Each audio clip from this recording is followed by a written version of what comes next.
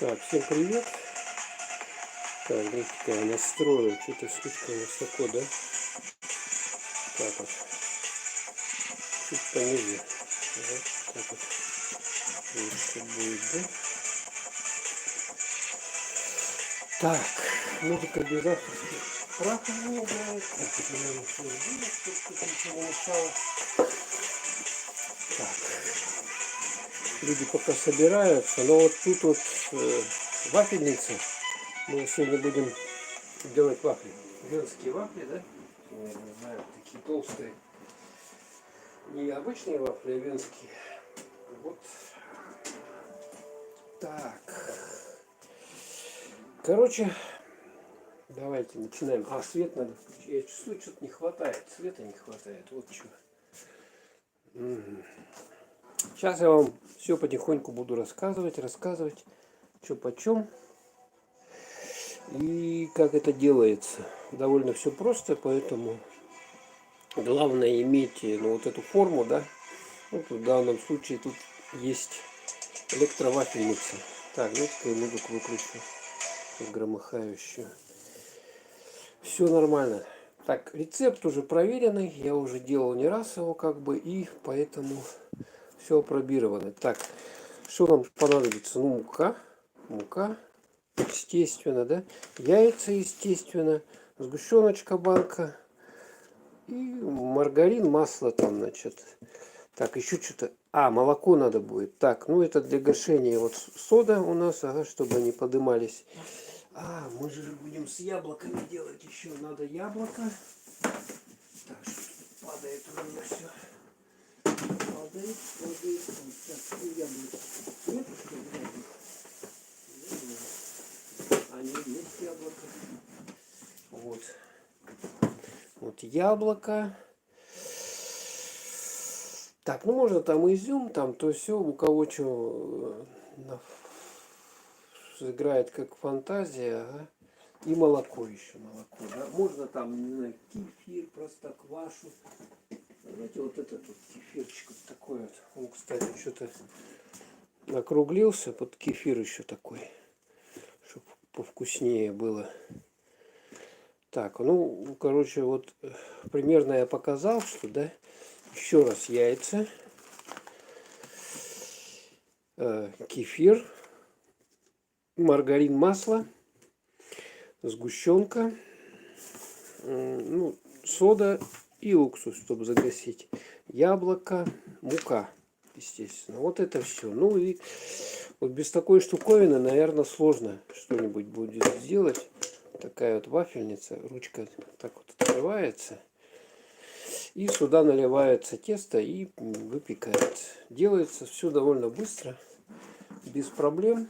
Поэтому так, особых знаний, какого-то мастерства тут вообще не надо никакого. Просто берете, делаете, все, выпекаете. Где-то вот за полчаса можно целую гору вафель напечь. Ну, сначала что мы делаем? Естественно, делаем тесто. Ну, нам надо вот это вот масло растопить его сначала. Обычно что? Кастрюлька нужна. Кастрюлька вот такая вполне пойдет. Такого объема. Смотрите, вот такой объем вполне пойдет.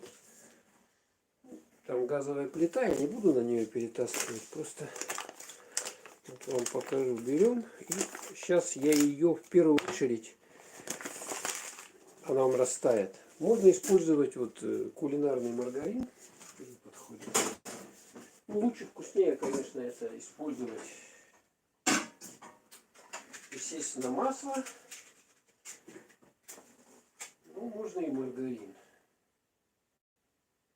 Для выпечки вообще можно использовать всякие уже немножко застоявшиеся там, то есть, особенно этот кефир какой-нибудь, да, там, то все.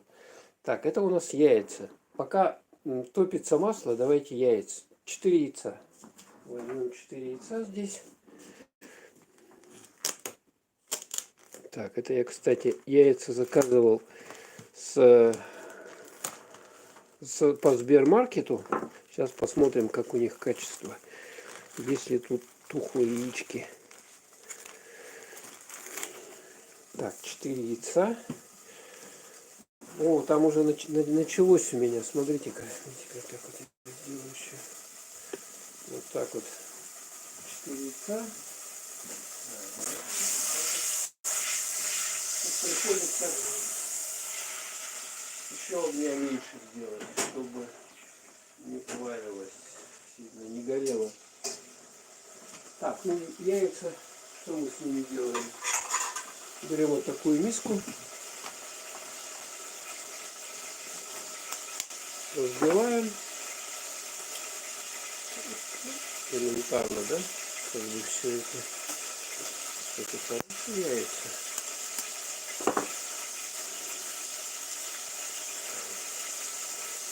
Так, чтобы шелуха случайно не попала у нас куда не надо. Оп.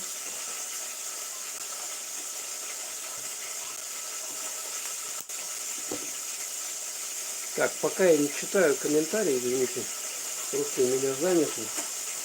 Там масло пишется, все. Масло надо растопить и дать ему остыть еще.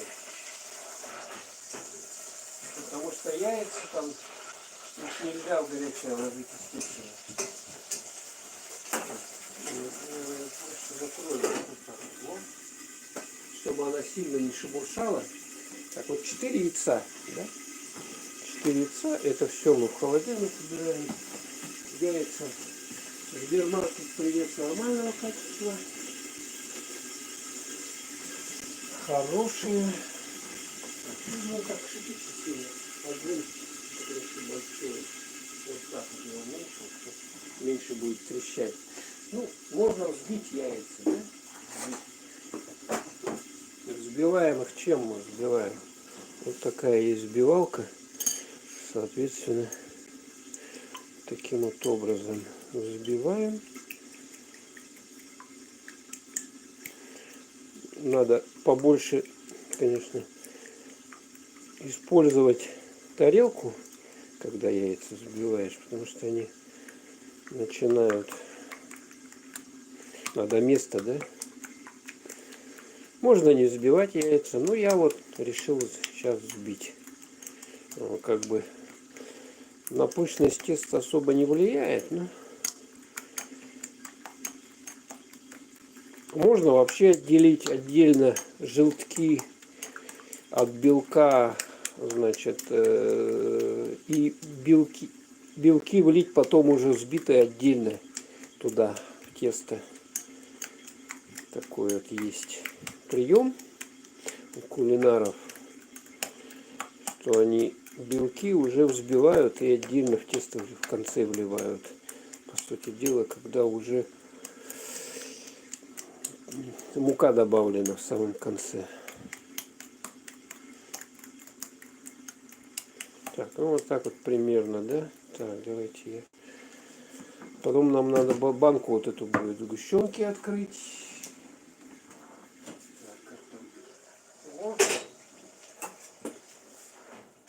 Прямо с морозильника достал я этот маргарин, поэтому он холодный.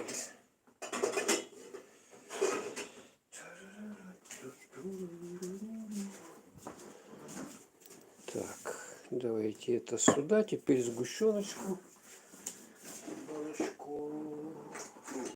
Тут тоже можно недорогую сгущенку использовать.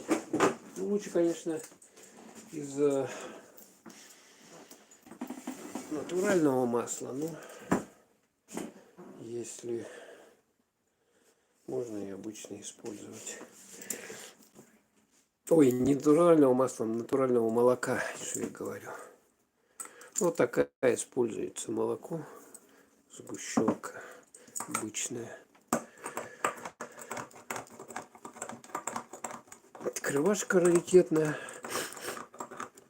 Ей сколько лет-то уже? Лет больше 30 лет. Ничего с ней не происходит. Ну, она немножко погнулась вот в этом месте. Ну, ничего страшного. Функции ее не пропали. Вот таким образом. Все, сгущеночка у нас открыта. Сейчас я опять смотрю, значит, масло, чтобы там топится на плите, чтобы не пригорело. Надо его потихоньку помешивать. Так, наверное, не добавлю. Медленно совсем. Совсем мало.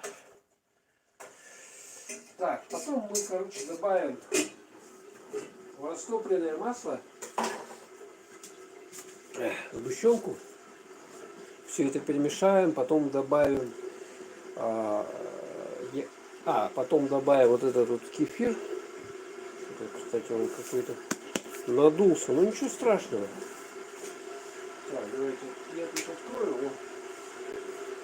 Вот он кефир, там, пожалуйста, 1%. Ну, так, о боже мой, у меня тут что-то начинает все вылетать.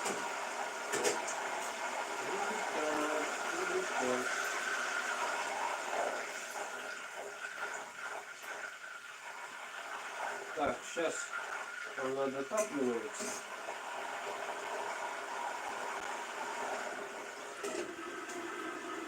Я просто смотрел, сколько вот венские вафли стоят в магазине, да, там что-то за две вафли, что рублей 50 или 60 надо заплатить денег. Какие-то несусветные вообще суммы. Поэтому лучше готовить сами понимаете, да? Так, все вроде бы здесь.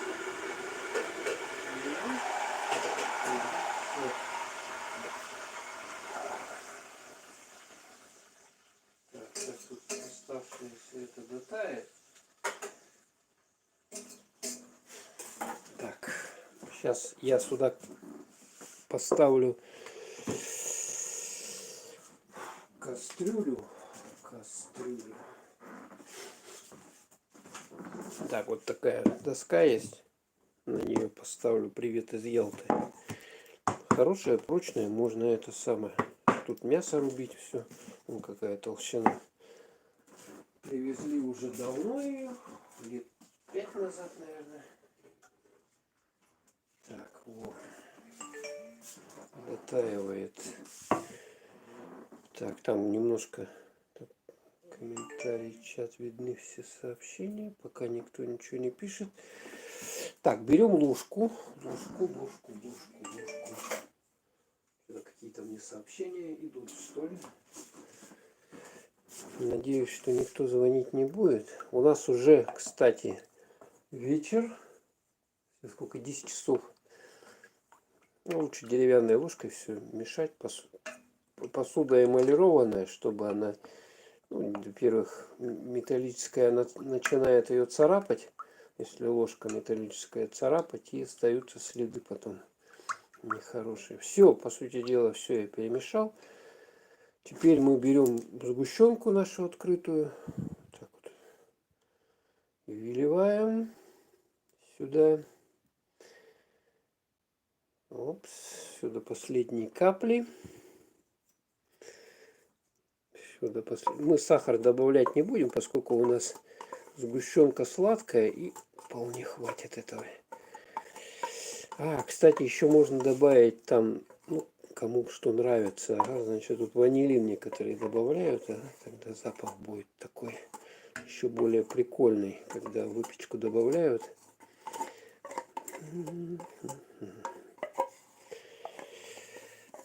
Так, ну, знаете, как я делаю? Я, чтобы вот это вот добро тут не пропадало, ведь дали сколько еще здесь сгущенки шикарной. Я немножко сюда воды налью. Вот, видно, да? И вот так я все это взболтухаю, да? Чтобы вся эта сгущенка там со стен Жалко добро выкидывать. Вот так я взболтухаю ее. Сейчас взболтухаю. Так, опять надо. Угу. И сюда я выливаю. Вот. А банку уже можно, вот она пустая получилась, уже можно выкинуть уже. Хотя на этой сгущенка осталась, ее можно облизать. Сгущенка, конечно, не супер, но для кулинарки пойдет. Так, теперь мы что делаем? Опять все это мешаем. У кого-то, может, есть вот машины какие-то там мешальные, то все можно, чтобы не мешать. Но здесь особо проблем помешать самому не составляет. Опять же. Все это перемешиваем, перемешиваем, перемешиваем. До однородной массы, как говорится, да? Она у нас стала как-то интересно себя вести. Как будто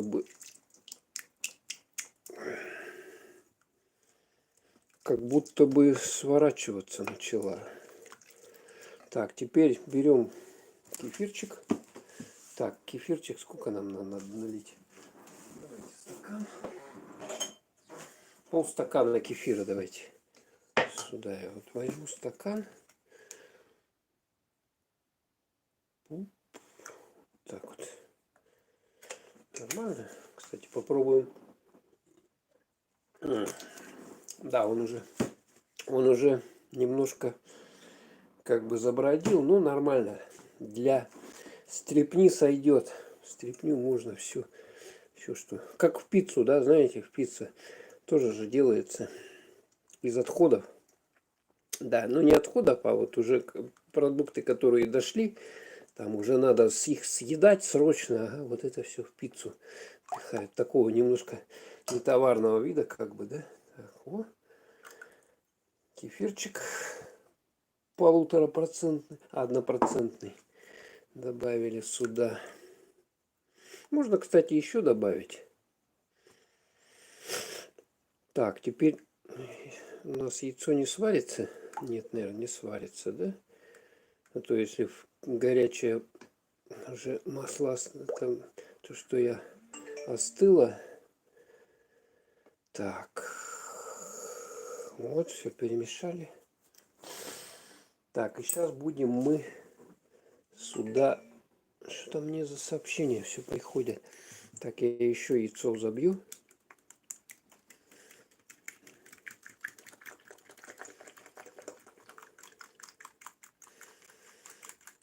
Ну, можно тоже электромиксером пользоваться для взбивания яичек.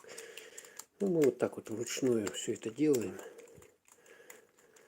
Вручную. Handmade у нас. Все это handmade. Так, по-моему, нормально, да, уже?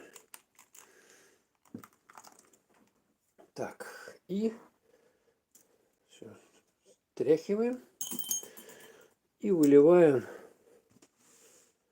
сюда. Блин, как удобнее это сделать, чтобы и мешать, и наливать вот так вот.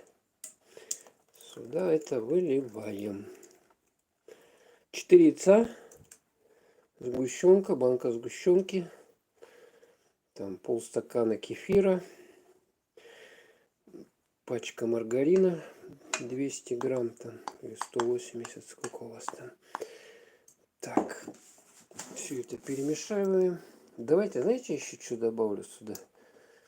Я растительного масла добавлю пару ложек, чтобы она как бы не приходилось ее смазывать слишком часто. Хотя, в принципе, тефлоновое покрытие, оно не мешает. Ну, давайте вот такое вот масло. Самое классическое, рафинированное, дезодорированное. Пару ложечек. Просто масло сюда. Раз. Два. Так, давайте это уберу сразу, чтобы не стояла тут, не мешала. Так, берем опять все это вот так вот. Перемешиваем. Очень просто делается. При сноровке вообще можно все это очень быстро сделать. Без проблем. Так, все, да? Все. Так, теперь знаете, что надо сделать нам? Я хочу сделать с этим, с яблоком. Вот у нас яблоко есть. Сейчас это отодвинем все дело сюда. С этим должно быть яблоко сюда. Вот такое яблоко. Его надо почистить, помыть. От кожуры, естественно. Потому что с кожурой, наверное, никто не захочет есть выпечку. Поэтому давайте сюда я буду чистить. Есть вот такая штуковина. Ей можно чистить эти самые картошку, еще что-нибудь чистить. И вот такая есть штуковина. Смотрите. Вот такая вот. Это для... Там не видно, да? Вот. Она какая по форме видно, да? Ей сердцевинку вырезают. Так вот, чпок. Так. Все-таки доску надо здесь, да? Я чувствую. Еще одну доску. Доску. Где доски-то все? А вот она. Висит, не видно. Так, какая-то непрезентабельная доска. Ничего страшного, я думаю. Бытовая. Так, это я сейчас все сполосну. Дело. Она лежала долго-долго.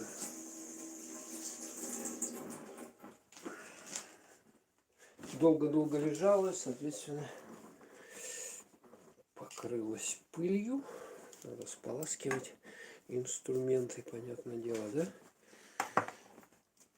Так, берем и начинаем вот это все дело так вот чистить, как картошку. Говорят, что якобы в яблоках, вот в этом вот в кожуре, в ней типа ценные витамины какие-то, да, есть, но...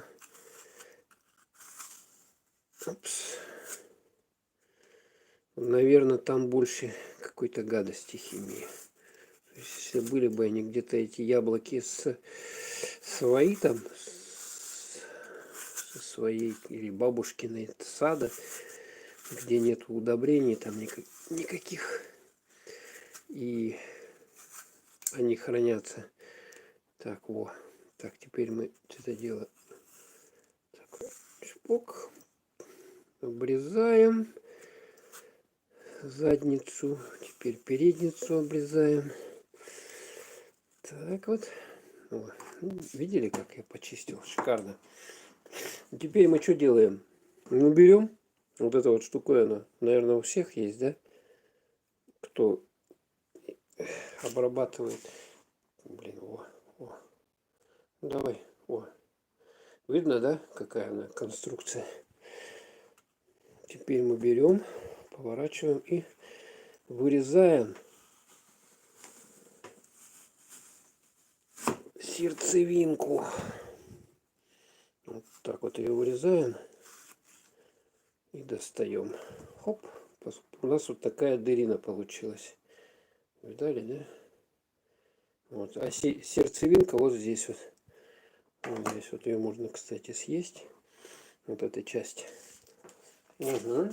Сюда будем попадать. А это мы выкинем. Выкидываем мусорку.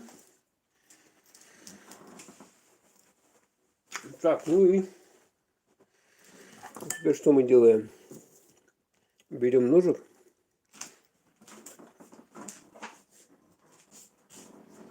Надеюсь, YouTube меня не забанит.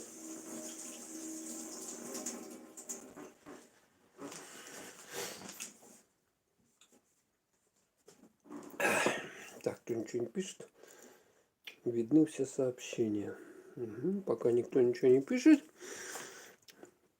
Так. Хопс. И мелко, короче, нарезаем. Мелко. Вот так вот я.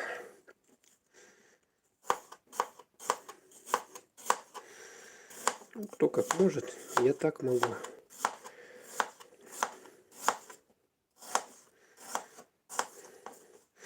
И теперь мы их еще измельчаем вот таким вот образом. Там большие куски в тесте, они совсем не прикольно будет. Поэтому мы их рубаем вот таким вот образом. И готовим венские вафли, короче, с яблоками.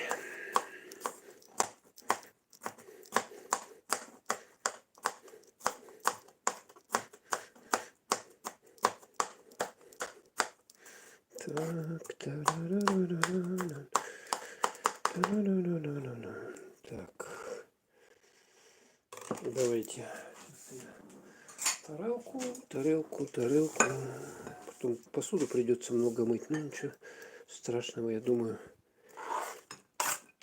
Там нету, сильно я не пачкаю. Так, дальше вот эту режем.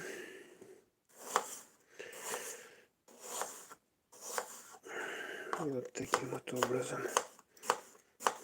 Вот так вот даже лучше, кстати, и быстрее получается. Ну, кто как может, конечно, кто как может. У кого как получается. Так, вот такими вот кусочками. И вторую половинку измельчаем. Измельчаем вторую половинку. Что я? Это так, сяк. Ну ладно. Главное большие куски, чтобы не попадали туда. Рубаем. Рубаем. О, запах такой от яблока пошло запах. Так, у нас уже серединки нету, я уже вырезал. Ух ты, как она.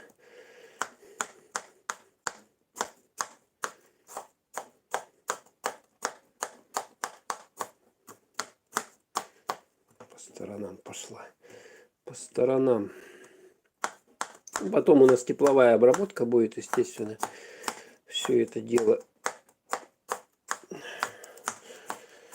поджарится. Поэтому ничего страшного нету. По-моему, нормально, да? Уже я сделал. Венские вафли готовим. Так что, если у вас нету еще вафельницы для выпечки венских вафель, покупайте ее. Дело прикольное. Довольно быстро все делается. Если вы вдвоем будете делать, у вас в 2 раза быстрее это все. Так, это сюда. Оп. О, все. Так, это у нас получилось. Начинка яблока, да? Ничего обжаривать не будем, просто так вот ее, как бы, да зачем обжаривать? Так, вот еще бесценный продукт. На крайнем севере яблоки. Раньше я помню яблоки. Это сейчас яблоки кругло, как это, годично у нас, да?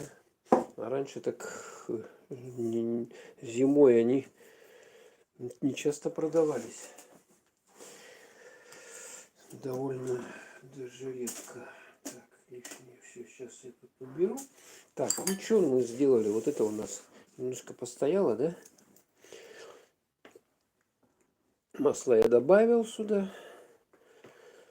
Все, сейчас мы макву вот эту вот сюда ее будем засыпать.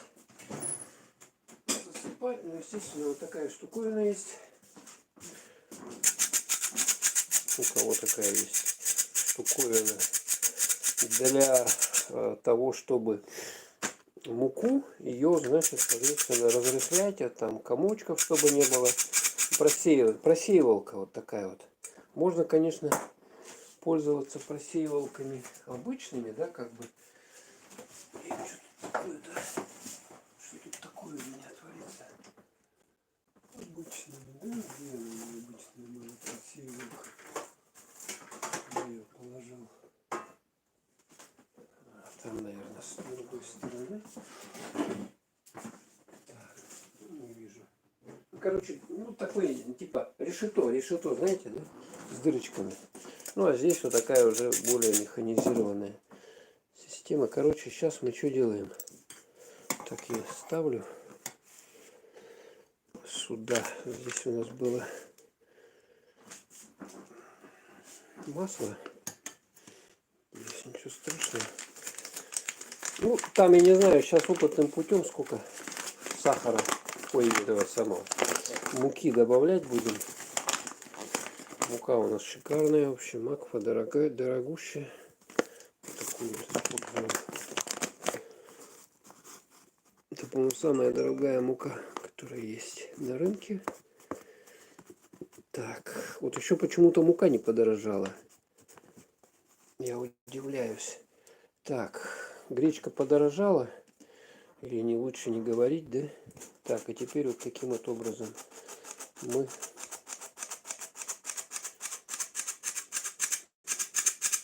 ее просеиваем. Так, все это дело перемешиваем.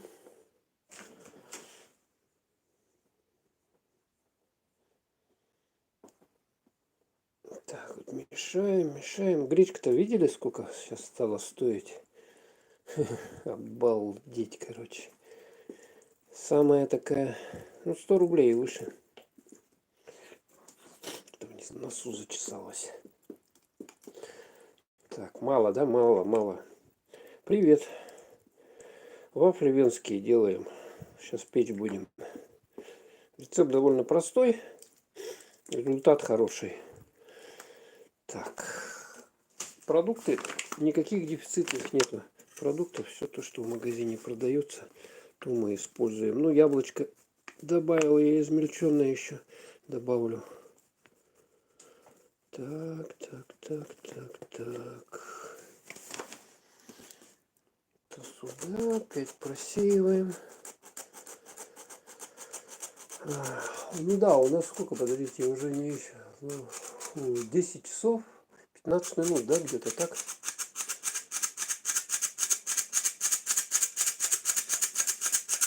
Ночь не ночь, но, по-моему, еще не ночь. Ночь, я так понимаю, это часов с 11, с 12. Вот это уже ночь. А по-другому, ну, это венские вафли.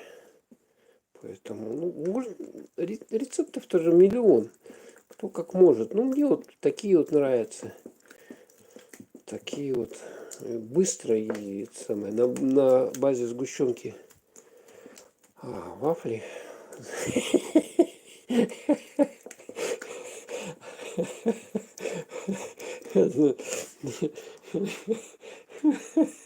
Так. Тут может их продавать еще. Так, короче, консистенция вот такая. Еще надо муки, чтобы такая густая сметана была у нас. Ну, я добавляю понемногу, чтобы не переборщить.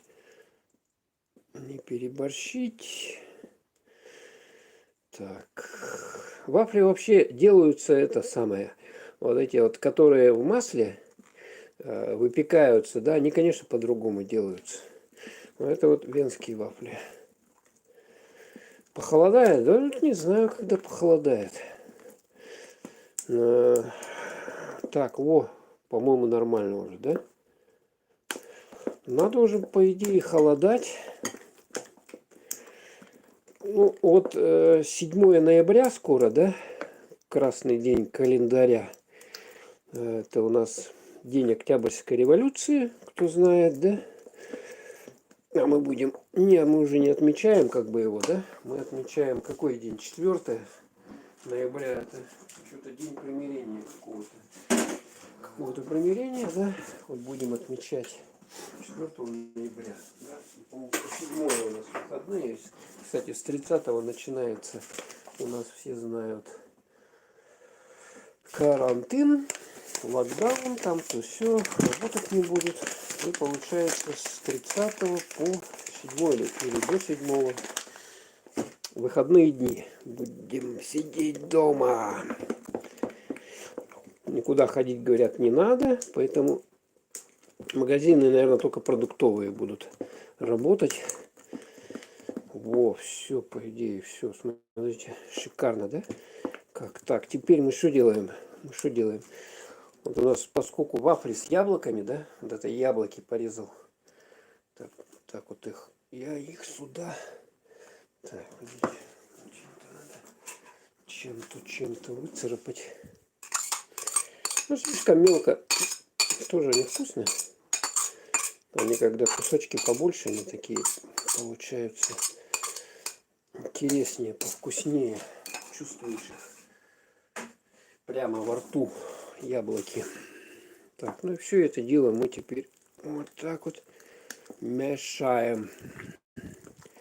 Не повезло моим тетям. Почему же не повезло?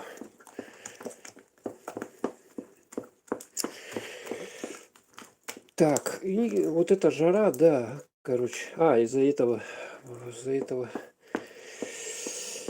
ой, как называется, из-за этого карантина, локдауна. Да, ну что сделаешь? Ну, во всем надо искать свои плюсы какие-то. Можно вот стримы, да, смотрите, можно каждый день стрим пилить какой-нибудь на какую-нибудь тему, да, вот, допустим, что-то готовить, да, там тоже можете вот стримы делать элементарно для этого. А в больнице, врачи у нас герои, сейчас герои. Да, кто-то же должен быть на фронте во время войны. У нас война идет вот с этим коронавирусом. Мы его пытаемся победить, но люди еще что-то мало осознают, что надо с ним бороться. Поэтому слабо ставят прививочки. Так, все, я вот тут перемешал, да? Теперь мы будем гасить эту штуковину. Уксус содой будем гасить. А выходные, ну да, врачи, конечно, да. Я говорю, фронт у нас такой. Тут какая ложка-то еще. Интересная ложка. Так, берем, короче, это у нас сода, да? Вот так вот, без верха. Чайную ложку соды. Чтобы, это для того делаем, чтобы подымалось у нас. Можно разрыхлитель там еще что-то использовать. Но я вот простой способ беру соду. И главное не переборщить. Вот 70%. Так. А то если переборщить этого дела, то будет привкус неприятный. Немножко кислый такой. Поэтому так, чайную ложечку соды без верха. И теперь мы чуть-чуть потихонечку наливаем. Вот столько, я думаю, хватит. Уксусные центры кислоты 70%. Все это дело вот так вот у нас, смотрите, оно все пенится, шипит.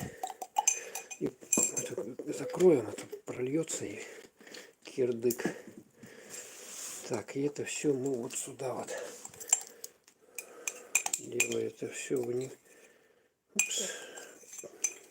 Надо, главное, быстро всю эту операцию произвести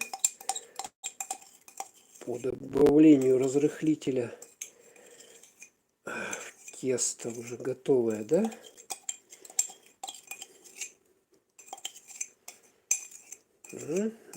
По-моему, хватит, да? Все вот туда высыпал, все. Вон видно даже, оно пенится, видно, да? Теперь мы это все дело быстренько перемешиваем.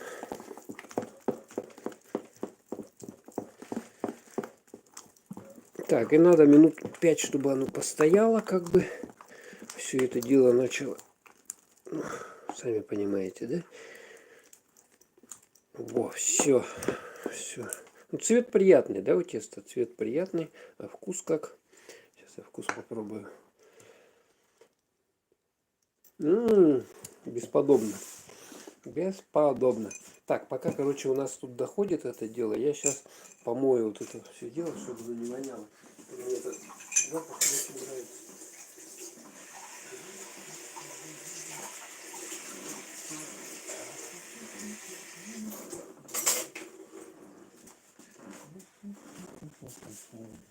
Так, лишнее убирать сразу надо. Вот эту соду с уксусом уже она нам не нужна будет абсолютно. Я сейчас в шкаф уберу до следующего раза. До следующего раза.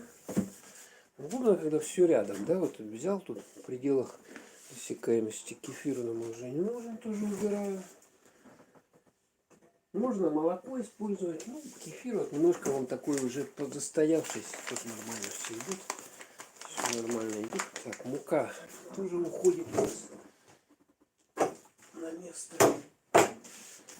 Так, и что теперь, что, подождите, нам что надо, вот шо. Нам надо вот что. Для смазывания вафельницы вот такую кисточку. И тут масло. Так, теперь мы что делаем? Это в сторонку.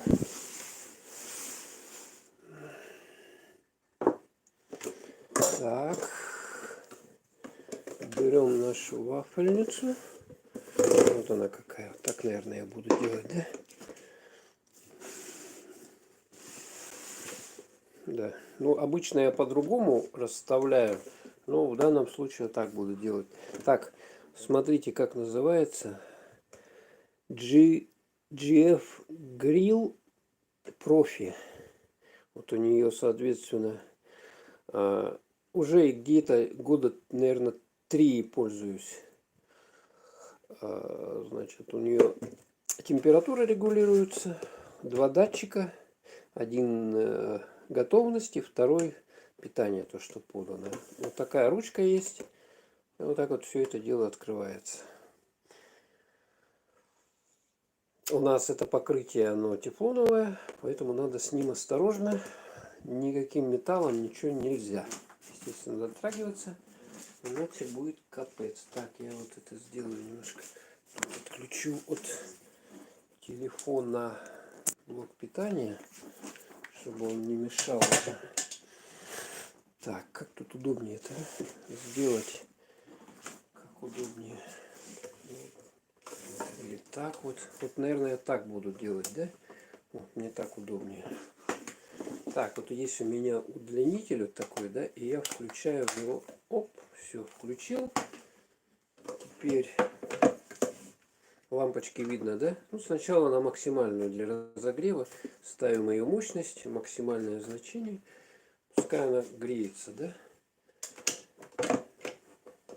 И смажем маслом. Ну, можно, первый раз я смазываю, как бы, да, в больших пределах. Немного масла совсем. Кисточка вот такая специальная, силикон, да, такой используется. Промазываем все это дело. Хотя, в принципе, можно и не промазывать, но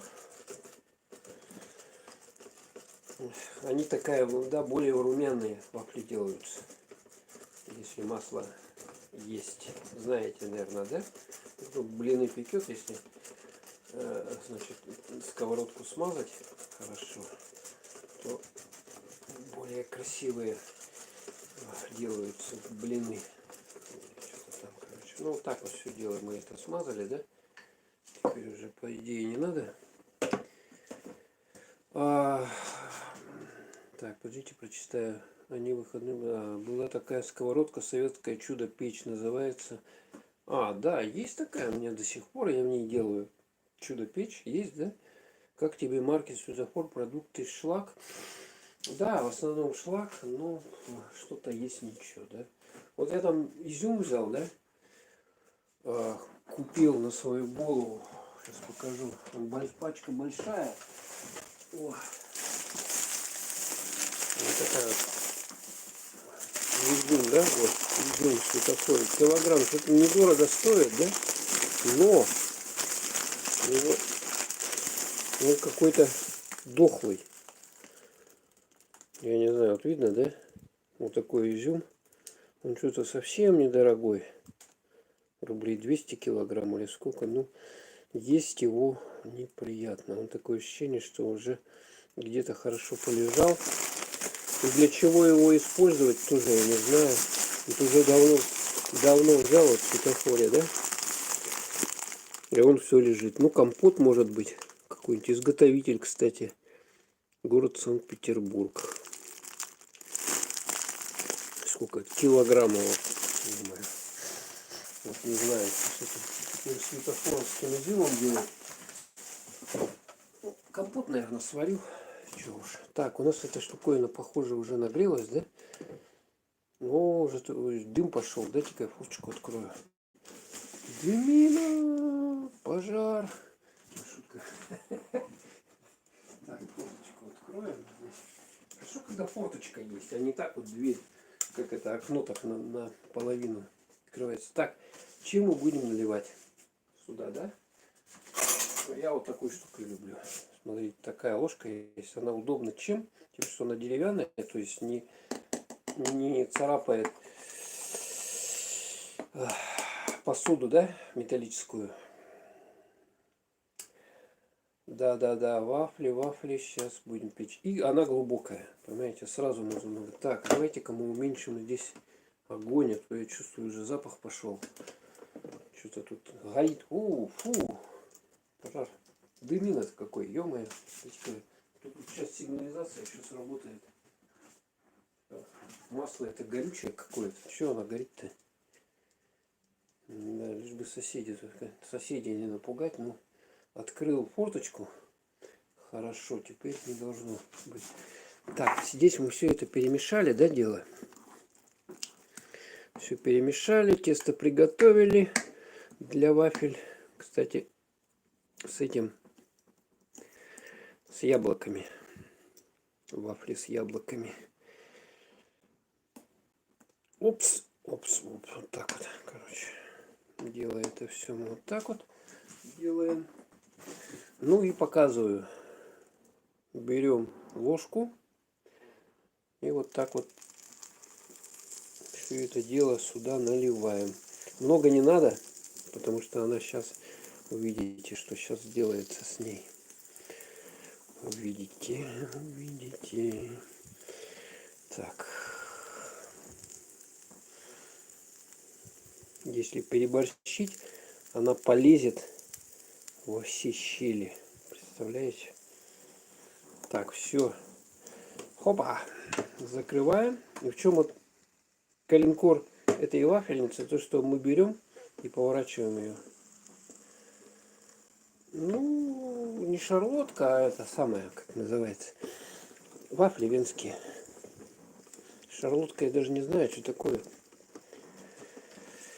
Так вот мы ее некоторое время, значит, держим в таком состоянии. Главное, чтобы у нас не перегреть. И так, комментарии, чат видны. Так, я тут вот вспомнила, увидела скульптуру лошадей, где они. Может быть, с родителями поедем туда всей семьей. Скульптуры лошадей. Ну, да, интересно.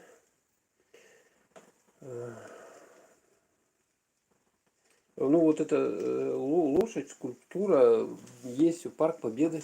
Там, значит, памятник герою Отечественной войны, снайперу, значит, с Якутии. И там он рядом... нет, там не лошадь, там опять с рогами-то это. Олень, блин. Так, дайте, главное, не переворачиваем. Так, и смотрим. Я чуть мощность убавил, смотрите. Не на максимуме, чуть меньше стало. Шарлотка — это самый простой пирог с яблоками. Ну это вафли у нас, да, похоже, да, как бы похоже. Так, смотрим. Видали, да? Уже, в принципе, готово. Сейчас я, пока они дожариваются, да, я возьму вот такую тарелку, куда все это дело складывать. Тесто немножко густовато все-таки получилось, поэтому оно плоховато растекается, но ничего, нормально. Все съестся. все съестся. Так, все открываем. Вот такие у нас вафли получились. Оба. Так, и пока мы их делим вот таким образом.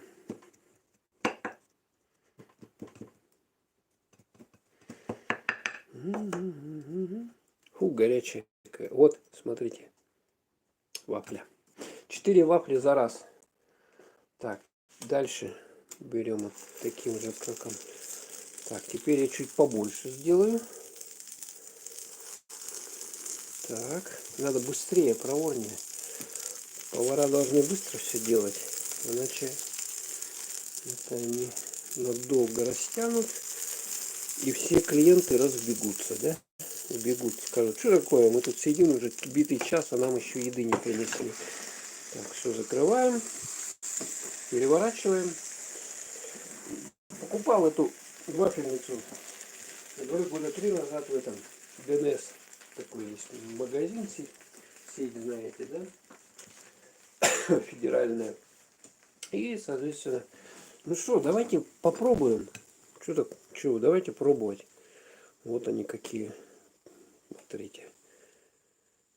Ну, нормально, да? Пышат. Давайте пробуем. Знаете, такие мягкие. Мягкие, прикольные. Смотрите, какой цвет. Приятный. Тут яблочки. Готовится быстро, понимаете, да? Не надо там туда. И сейчас вы увидите, сколько вот я наделаю этих. Кстати, видно, да? Она расщеперивается здесь. Вот это давление, там пар, вот этот, который выходит оттуда. Поэтому надо с ней осторожно быть. Были случаи даже, что такая вафельница, она лопалась. Ну, если туда много теста наложить, она как бы держится за счет вот этого крепления. Вот видно, да? Если много теста наложить, то она, я слышал, даже взрывалась. Каким я не знаю, но взрывалась у людей. Она, кстати, удобная, это кофе, это самое вафли, да? Печь чем? Тем, что вы когда поворачиваете, да, вот таким образом, без голов они стоят в кругу. В чем разница, почему их нужно А потому что тесто растекается, и оно заполняет равномерно всю территорию вафельницы, понимаете, да? Это вот как вы блин наливаете, когда на сковородку вы налили, и потом его вот так вот сковородку крутите, да, вот таким образом, чтобы оно растеклось. То же самое здесь мы используем. Так, вроде бы уже запах такой, знаете, приятный запах, вкусный. Ой. Оба! Вау! Вот это уже ровненько, да? Вот они уже ровненькие получились. Так, я что делаю? Я вот так подхватываю, да? Опять деревянную лопаточку, потому что тефлоновое покрытие. И вот таким вот образом я это все дело... Горячо! О, вот какие ровненькие уже, видите, это получились. Вот, образцовая. Фу, горячо. Так, теперь что делаем? Опять ложим сюда тесто. Так,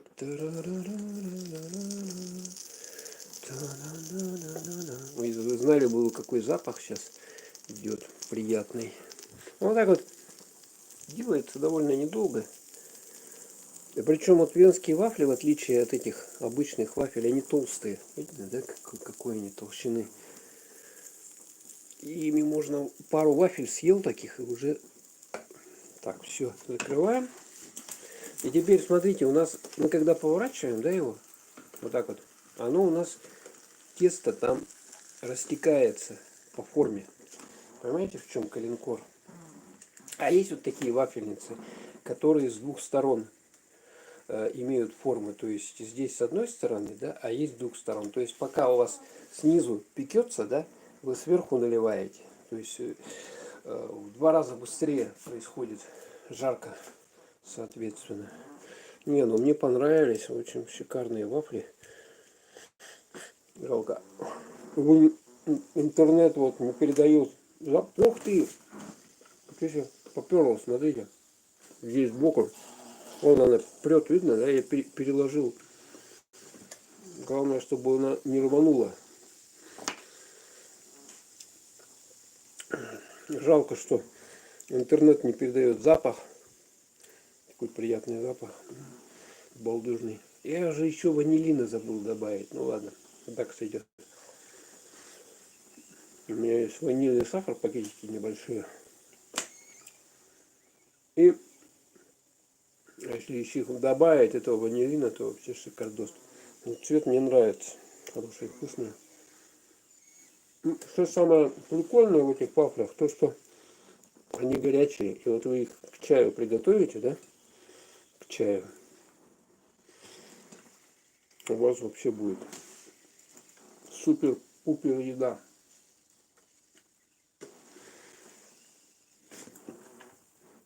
Ух ты, я переложил здесь, ну ладно.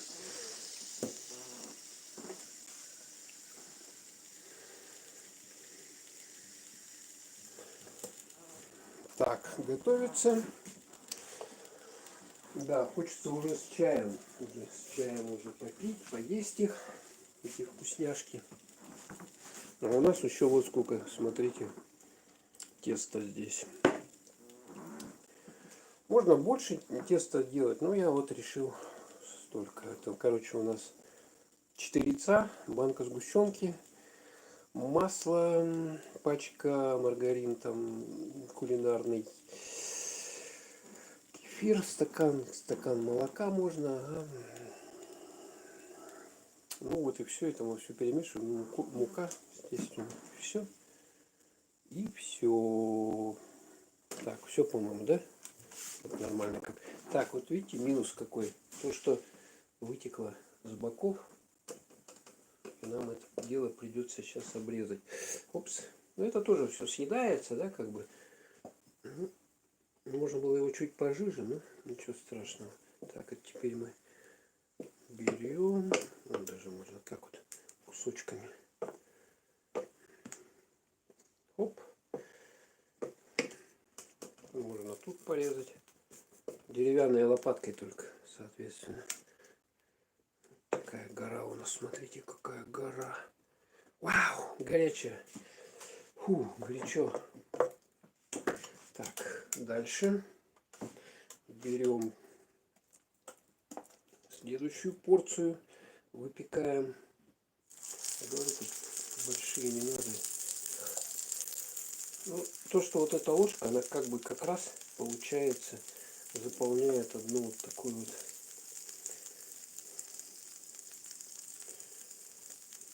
четвертинку этой вафельницы. Ну, если вот готовить обычные вафли, то их надо дольше делать, так считаю.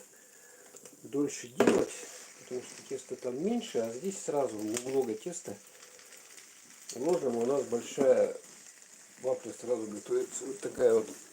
Вот. Видали, да?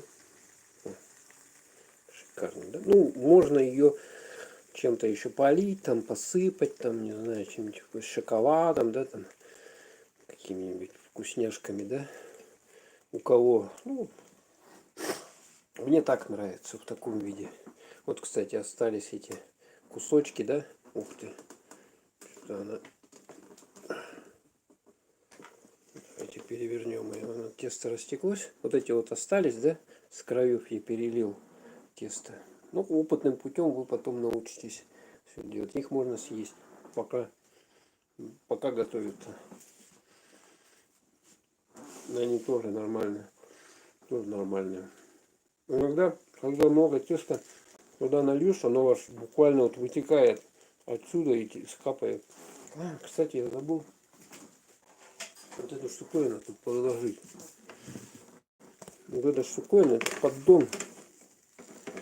Вот сюда вот, под низ, чтобы, если тесто капнет, чтобы оно тут оставалось, а не пачкало стол.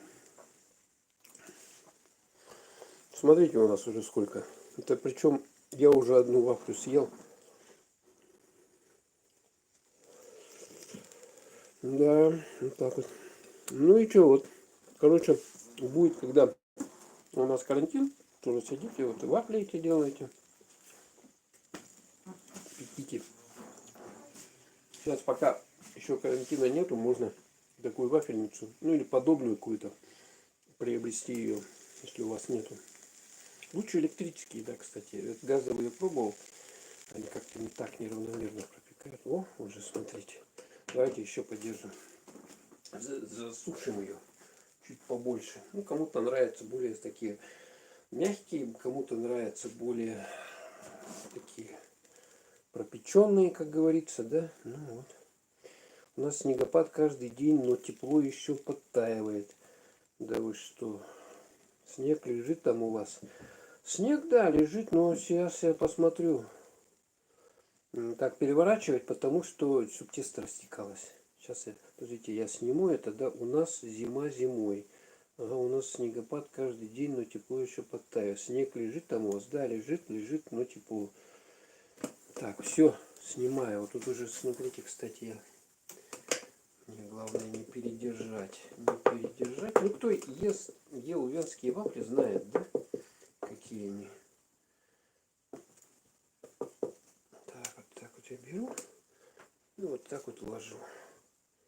Так вот беру и вот так вот ложу. Горячо. Ух. Так. Далее у нас уже какая гора. Еще вот сколько теста. Так, берем.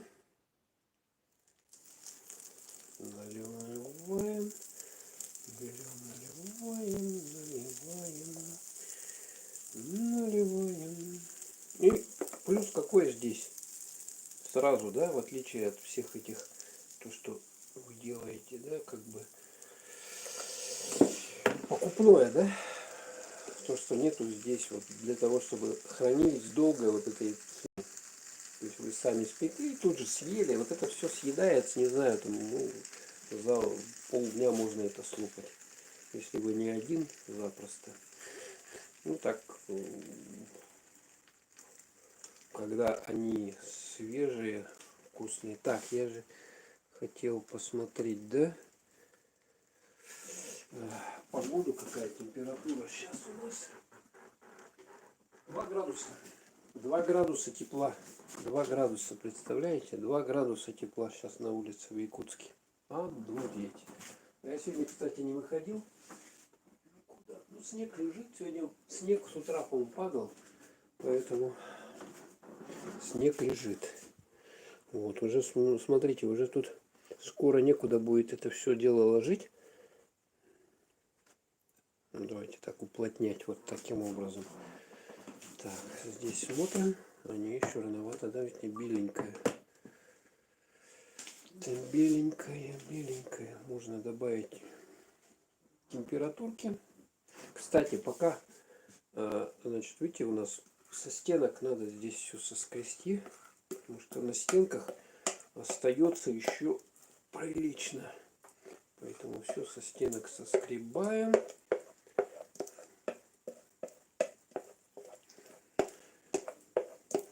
Сюда буду попадать, да? Вот, по-моему, еще на 1 или 2 раза где-то у нас тесто получается. Так, я вот таким вот образом ее сейчас бочком вот так вот поставлю. Бочком. Так, как вы думаете, там готово, нет? Ну, по запаху можно определять. А можно по времени. Оба! По-моему, нормально все, да? Нормально пропеклась уже.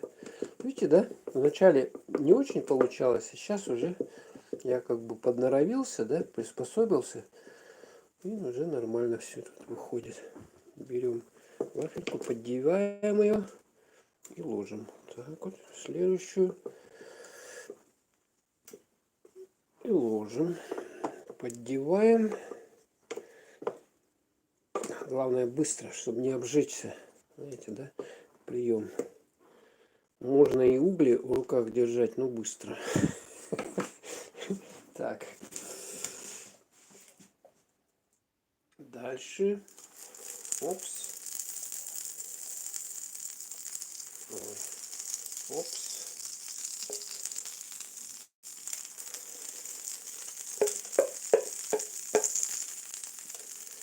Значит,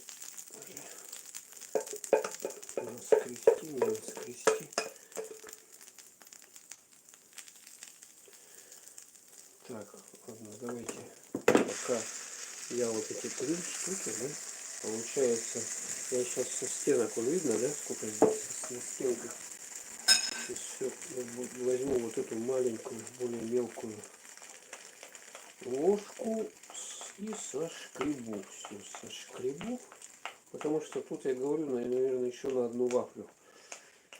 Если это дело сейчас не соскрести, тогда это все останется добро. Так, берем, выгребаем все это дело здесь на одну наскребем. Нашкребем на одну еще, да, я думаю. Посмотрим. Маловато, что-то маловато. Ну ладно. Так вот бочком ее поставим, чтобы она стекала, и переворачиваем. И вот сколько это я времени готовлю, да? Ну, час, да, где-то. Час за час. Вот и такая гора вафель получилась. На сутки еды хватит. Ну, если вы вдвоем там, ага, где-то так. А если на одного наготовишь, то это может на 2 дня, на 2-3 дня. Ну, можно с вареньем эти вафли есть, там, с медом, просто с чаем можно, да? Так, вот тут видите, да? Кусочек вот такой вот получился. Оп. Теперь мы эти разбиваем. Только деревянной лопаткой можно и пользоваться. Потому что иначе у вас все покрытие, оно уничтожится, тефлоновое. И будет все это дело пролипать. Так, все, да? Теперь последнюю. Сколько здесь я нашкребу? Совсем мало получается.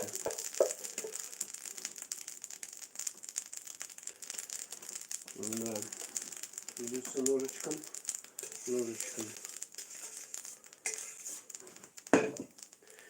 Ну и все, по-моему, уже здесь. Все, последнюю, короче, сделали. Ну, эту ложку можно облизать или так вот ее взять. Добро попадать, да? Здесь сколько еще добра внутри. Ё-моё. Экономика должна быть экономной. Понимаете, да? Все. Переворачиваем. У нас тесто там растекается. И мы ждем там минуту-две. Вот, кстати, остался кусочек такой-то.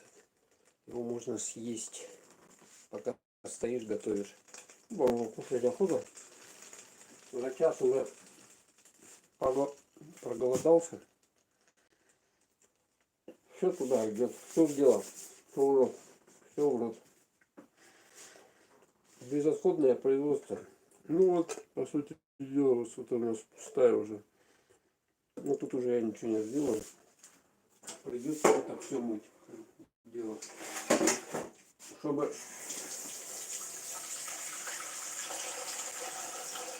Чтобы тесто не присохло, сразу заливаем водой. Знаете, да, такой прием. А то потом придется дольше возиться с этим, с мойкой посуды. Поэтому сразу замачиваем посуду всей водичкой, чтобы потом меньше ее скрести. Так, вот и все. Как я думаю, там уже все, да, у нас? Ну, она какая. Ну, что, тоже нормально. Не ресторан. Чай у нас здесь не ресторан. Чай и так сойдет. И так нормально, вкусно. Все, я сейчас выдергиваю, выключил ее с розетки. Убираем ее отсюда. Хоп. Оба. Все. И эту вафельницу мы убираем подальше. Пускай она остывает. Я открою ее. Все. Все. Смотрите. Па-ба-ба-бам. Па-ба-ба-бам. Класс, да? Что получилось? Вот такая гора вафель. Видали, да, сколько? Ну вот, спекли. Тут нормально хватит, да, покушать. Ой, сыпется. Все сыпется здесь. Нормально хватит покушать. Сколько вафель. Можно их, там у кого на что фантазии хватит, можно, допустим, шоколад, какао там, да, какое-то развести. Их так вот макать в этот шоколад. И потом оно все застынет, и у вас будут шоколадные вафли, да. Ну, это вообще будет супер-пупер. Ну, вот таким образом. Так, ну все уже, в принципе, можно кушать. Давайте я чаек я приготовлю, вскипячу. А мы с вами посидим, почаевничаем. Я уже чай заваривал. Вот чайник.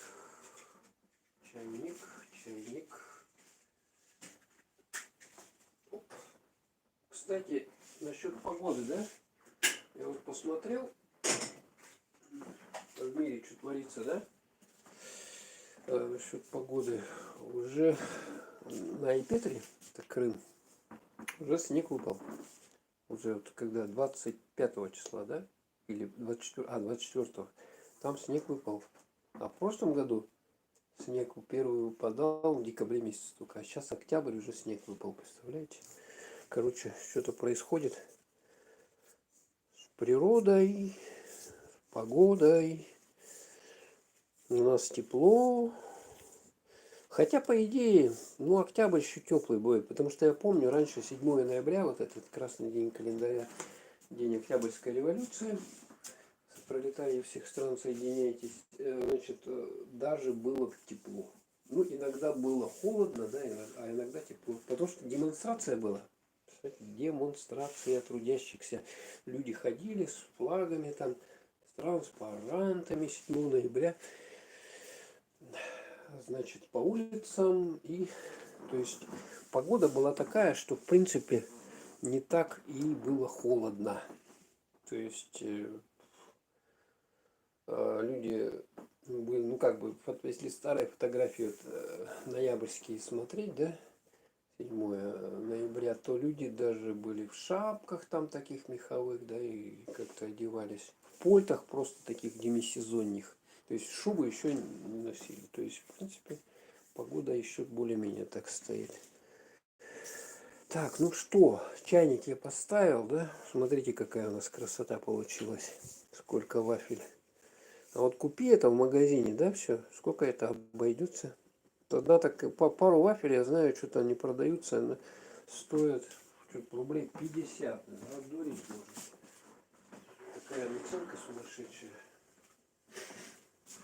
Так, и давайте-ка я, вот у меня есть мой стакан храненый. Где подстаканник? Вот он, подстаканник. Так, красиво так вот, да? И сейчас еще варенье. Варенье это, конечно, надо варенье. Можно мед. Давайте варенье. А можно из мед и варенье. Такое есть варенье. Это вишня. Сам готовил тоже.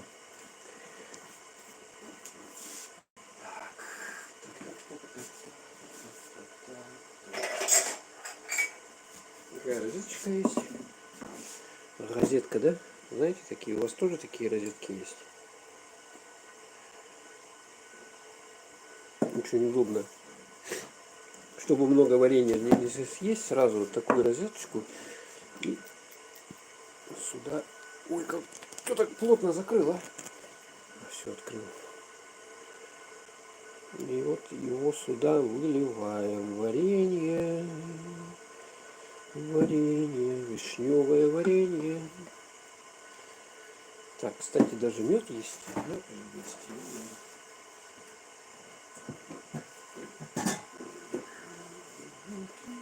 Какой мед можно использовать? Мед кубанский. Вот. Мед кубанский. Варенье вишневое. И все. Вот нужно садиться будет трапезничать. Чаевничать. Ну а что сейчас еще делать в эту эпоху коронавируса? Только чай пить.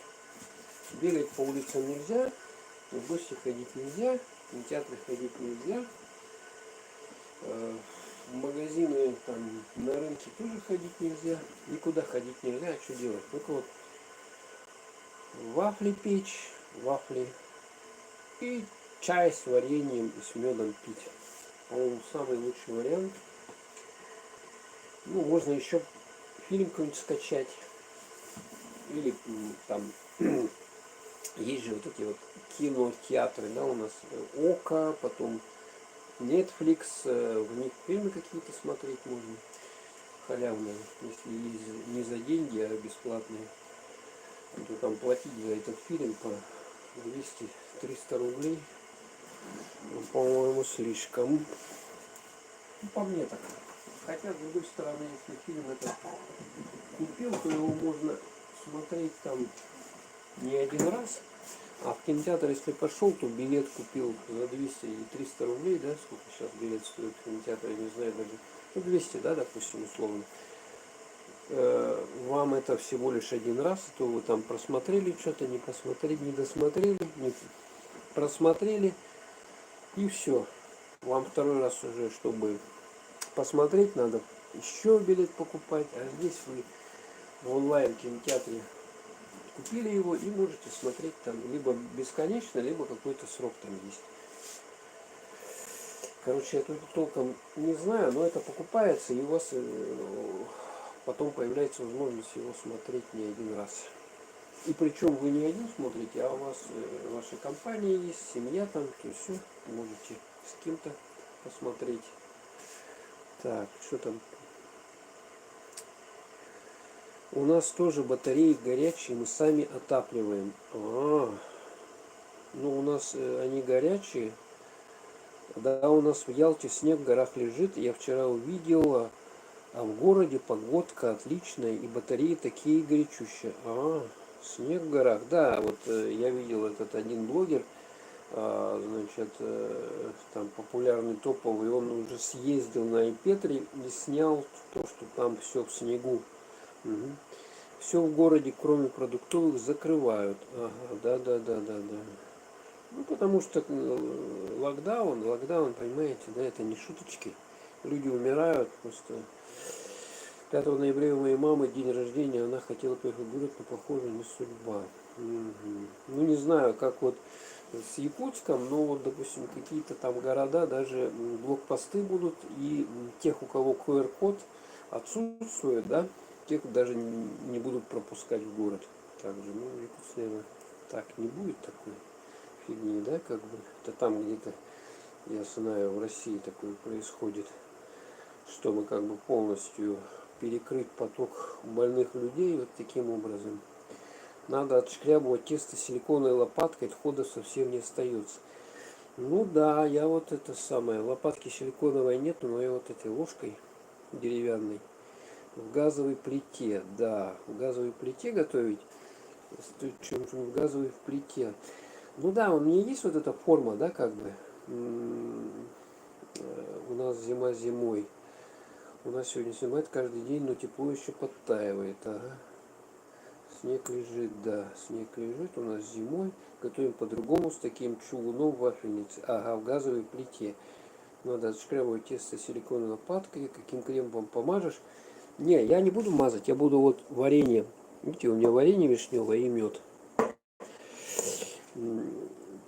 5 ноября мамы день рождения, она хотела пойти, не похоже на судьба, да. Все, в город, кроме продуктов, закрывают. Да, у нас мелкий снег. Не, в город-то, наверное, пустят. Кто тут?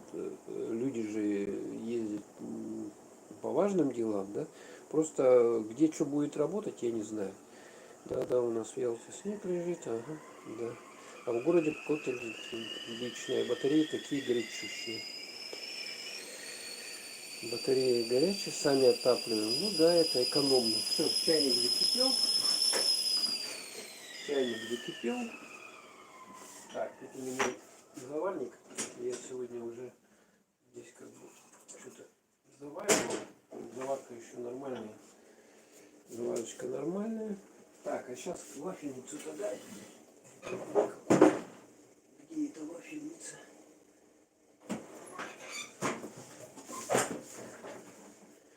Вот. О, сейчас я покажу.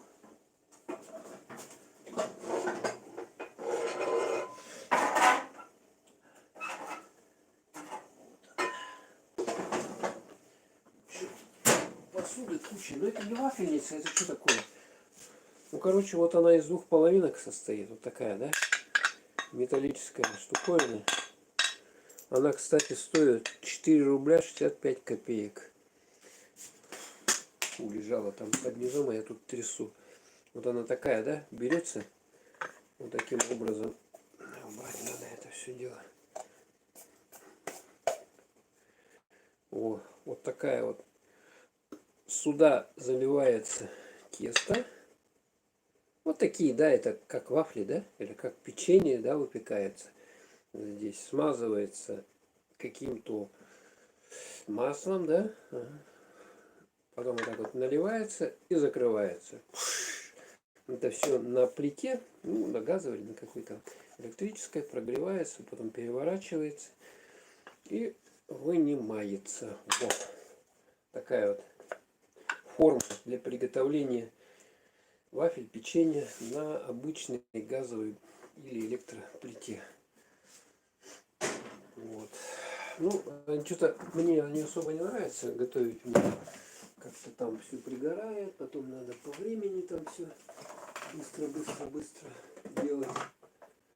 Так, еще одну штуку показать вам. Здесь тут нету. А, вот она. Вот. Вот такая, вот такие, кто знает, такие вот вафли, кто делал. Вот эти формы, да, смотрите. Вот тут разные формы. Короче, в чем прикол?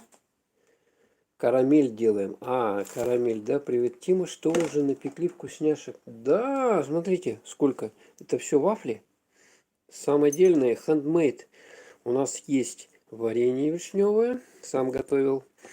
И мед. Мед кубанский. Настоящий, вроде бы. Я, хотя не специалист, да, вот сейчас будем чай пить. Вот у нас сколько. Я показываю вот эти вот штуковины. А это вот эти вот вафли тоже готовятся. Тут есть в серединке дырочка, и там резьба. То есть тут берется палочка. Но с этой, конечно, штукой дольше готовят. О, сейчас я покажу вам все эти приколы.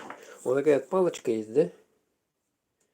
Это все древнее. Это еще как бы Советик Union. Берем мы, значит, вот так вот вворачиваем, да? В серединку. Серединку вворачиваем. Смотрите, что-то она туго идет. Давно не вворачивал, я уже давно не делал. Вот это вафли такие делаются хитрые. Хворост.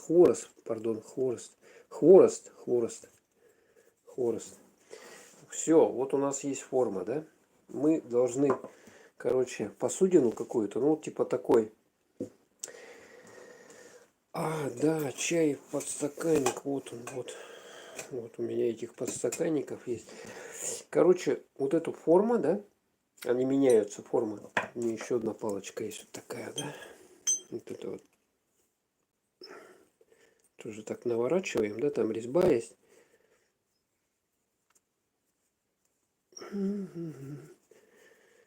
Что-то на этой съехала резьба.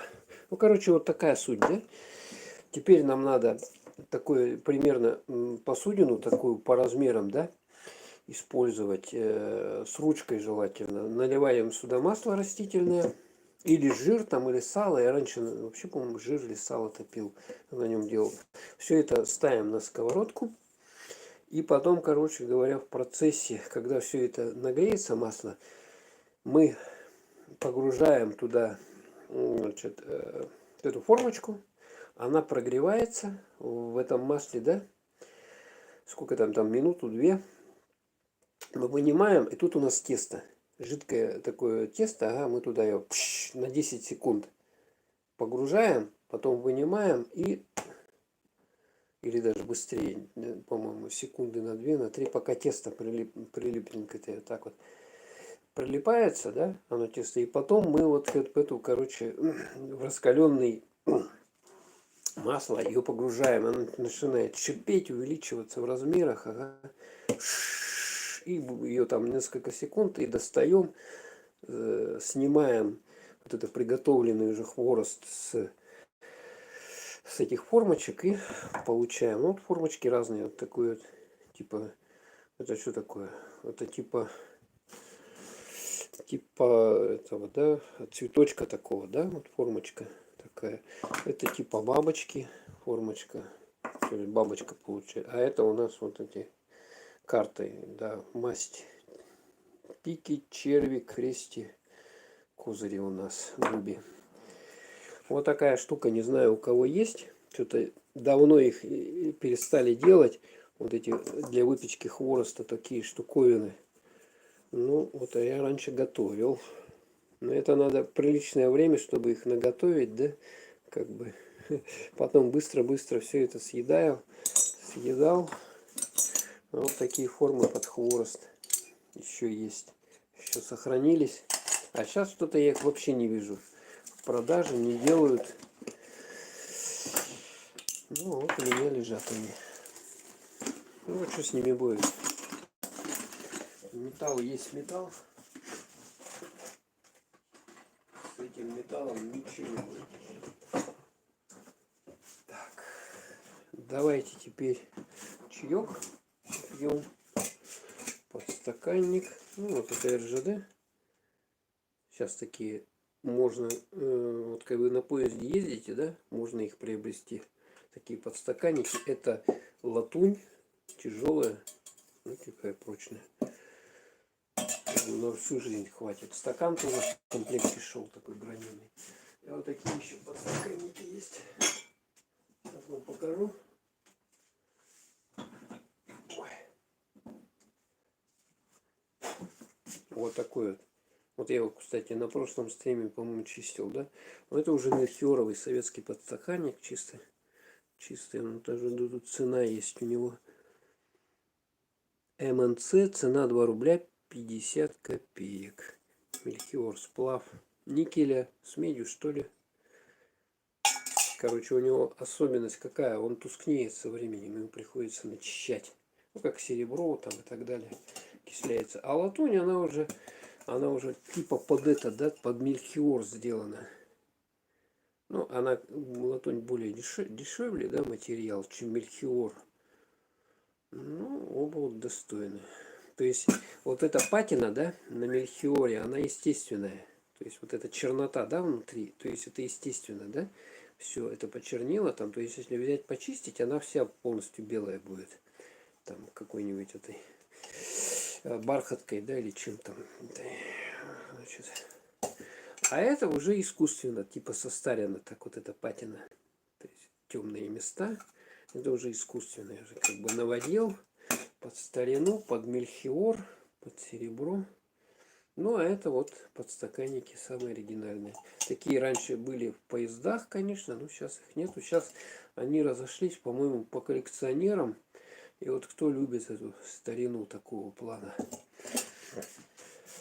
А что с ним будет? Он хоть 1000 лет простоит, по-моему, ничего с ним не будет, с этим подстаканником. Стаканы, они, конечно, стекло, ломаются. Но вот этот стакан, он еще у нас, смотрите, цена 14 копеек. Вон там видно, да, на дне?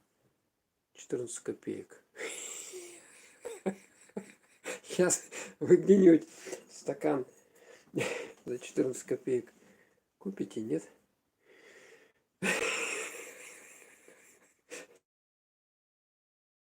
14 копеек. Писали на вещах, потому что не было инфляции. А сейчас попробуйте цену где-то написать, да? На какой-нибудь там консервной банке или на чем, на посуде, да, даже той.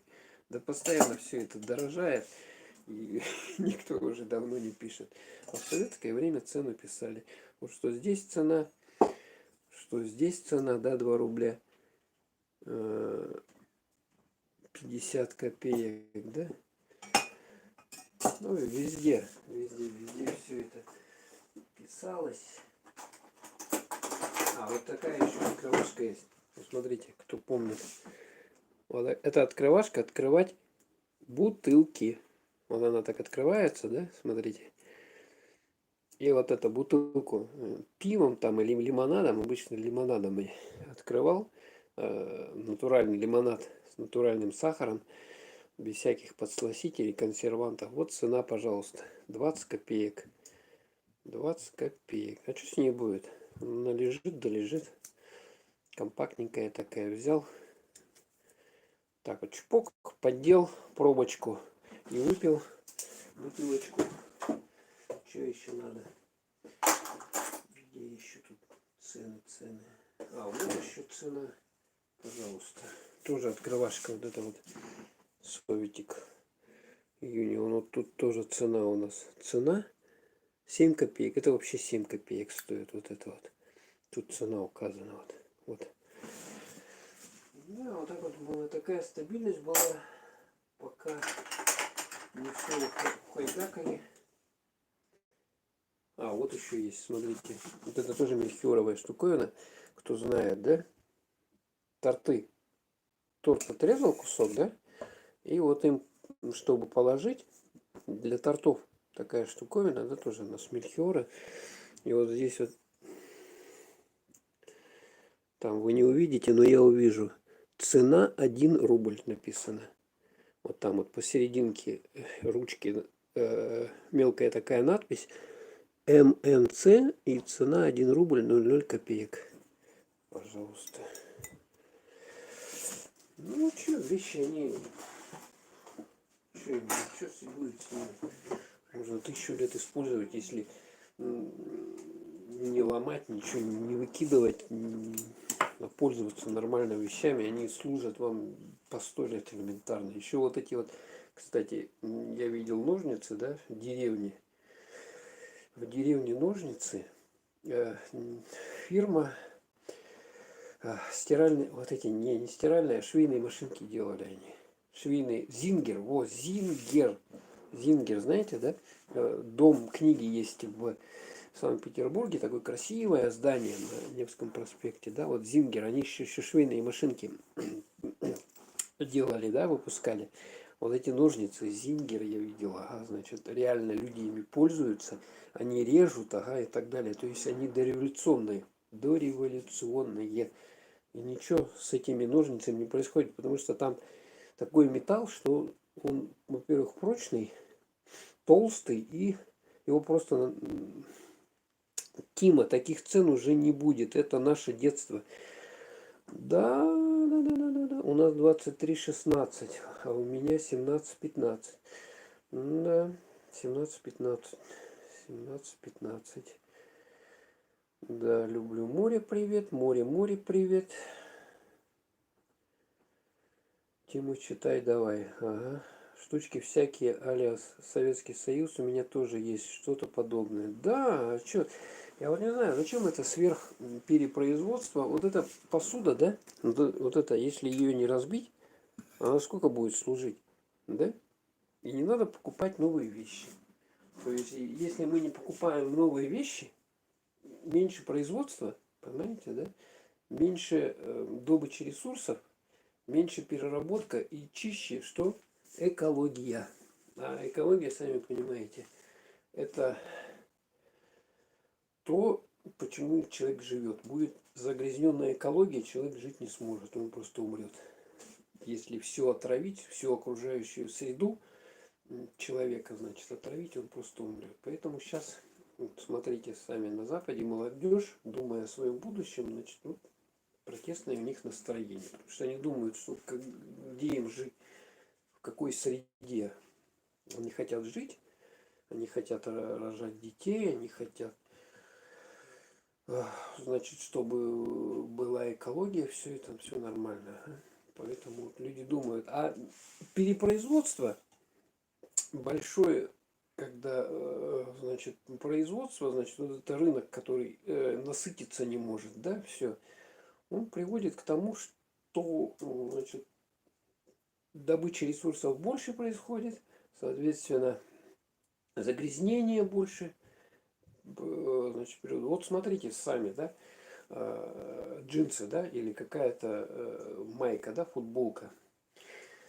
Чтобы ее произвести, нужно сколько воды, думаете? Надо море воды, чтобы одну футболку только сделать. А мы же эту воду используем, там надо ее нагревать. Во-первых, это тепловая энергия, там электричество тратится. Потом надо очищать ее, да, там то все.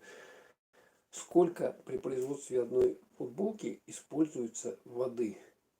С ума сойти сколько. Сколько тепла используется? Много, да? И все это не безрезультатно проходит. То есть люди, покупая постоянно новые футболки, стимулируют то, чтобы было производство. Понимаете, больше, больше, больше, соответственно, больше, больше, больше, добыча ресурсов больше, больше, больше, тратится электроэнергии больше, больше, больше. И все это бьет по нами, вашей экологии, в которой мы во всей живем. Вот такими простыми словами я пытался донести до вас эту простую истину, что надо меньше потреблять. Меньше потреблять, то есть вот если есть у вас старинные какие-то, старинная посуда, да, зачем вот ей пользоваться и все? Зачем новую покупать? Она вполне еще нормальная, она здесь сноса не будет. Причем внукам останется, внукам еще останется. Тут подстаканник со стаканом, если будет разбить. Так, ладненько, давайте мы будем чаек пить. Тут он уже подостыл. Ой.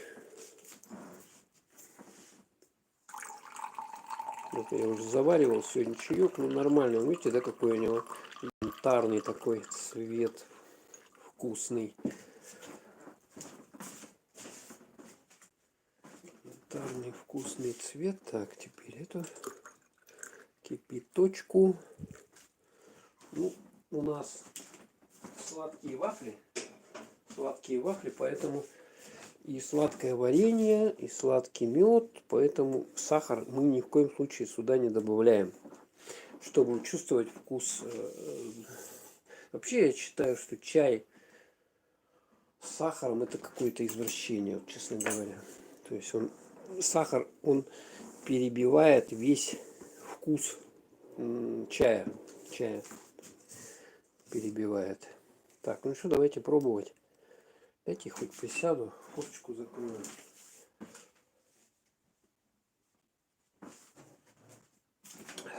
Так. Ой.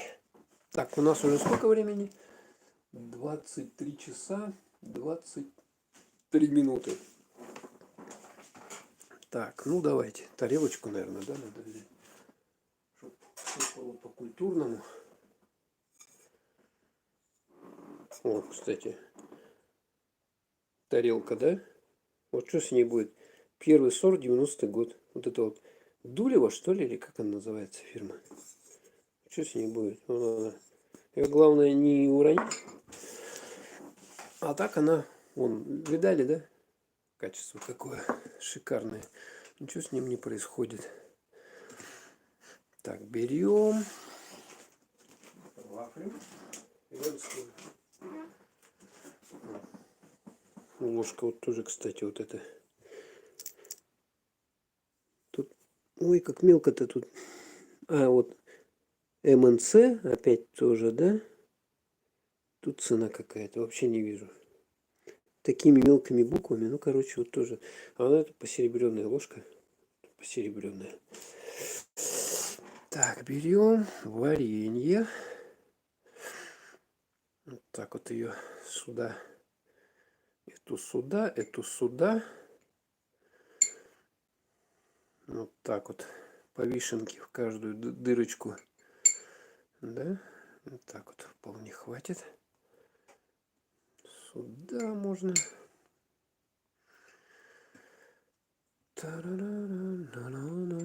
Так, почитаем сообщение, кто что пишет. Какой-то этот чат такой, что на этом.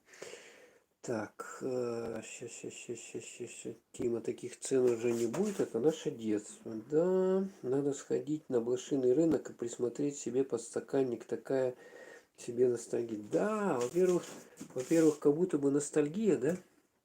А во-вторых, как будто бы в поезде едешь.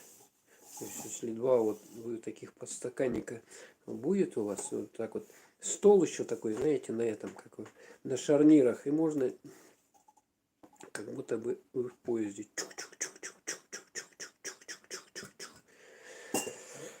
Едете.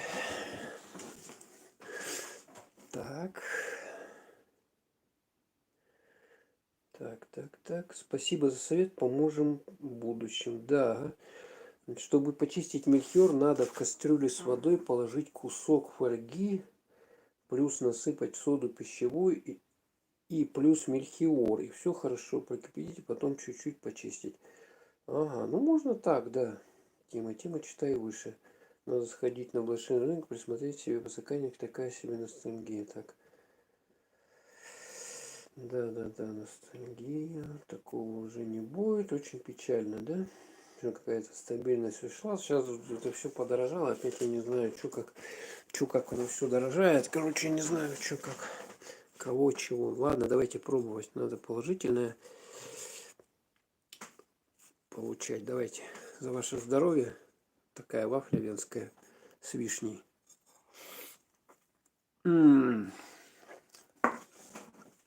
Бесподобно. Берем чаек.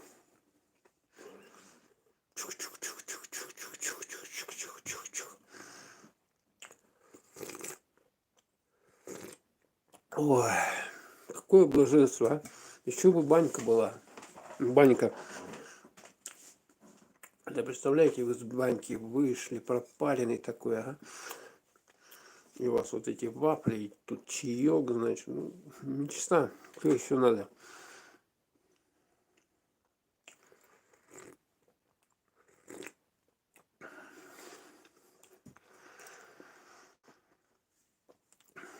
Сейчас осень, такая погода мерзкая, да, на улице.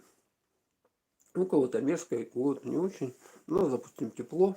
Сегодня, вот сейчас вот плюс 2 градуса в Якутске. Представляете, или плюс 1 даже. Ну, может уже, ну, 0 градусов будет, наверное, я думаю. Ночью. Так, давайте. Вообще бесподобно. Эти вафли, кстати, с яблоками. Сюда яблок добавил. Полизал яблок, и вот такая вот получилась вафелька. Ой. И причем сами, когда вы готовите, оно все свежее у вас. А то, что в магазине покупаете, вот это все, это неизвестно когда, что там напихано, неизвестно. А здесь вы готовите, у вас все понятно, что за ингредиенты. Поэтому можно смело есть и не бояться. Сейчас тем более вот это пальмовое масло они везде пихают. Я не знаю. Такая гадость. Это пальмовое масло. От него изжога. Так, ну что, давайте. Вот эту штучку съедим. За ваше здоровье.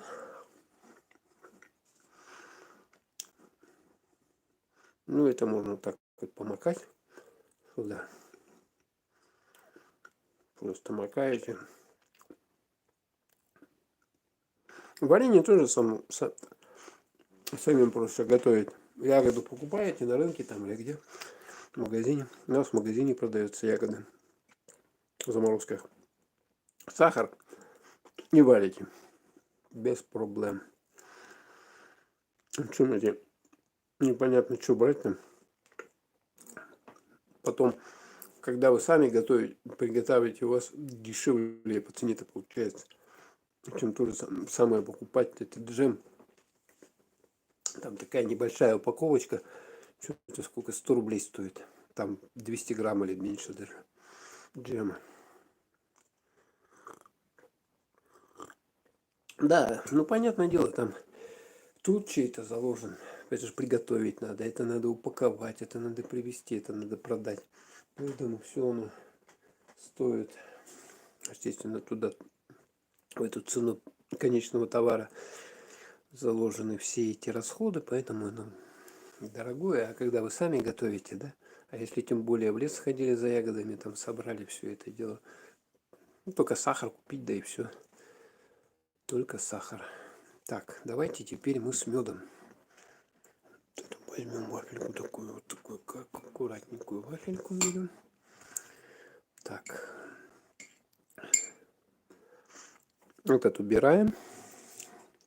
Мед. Кубанский. Кубанский мед.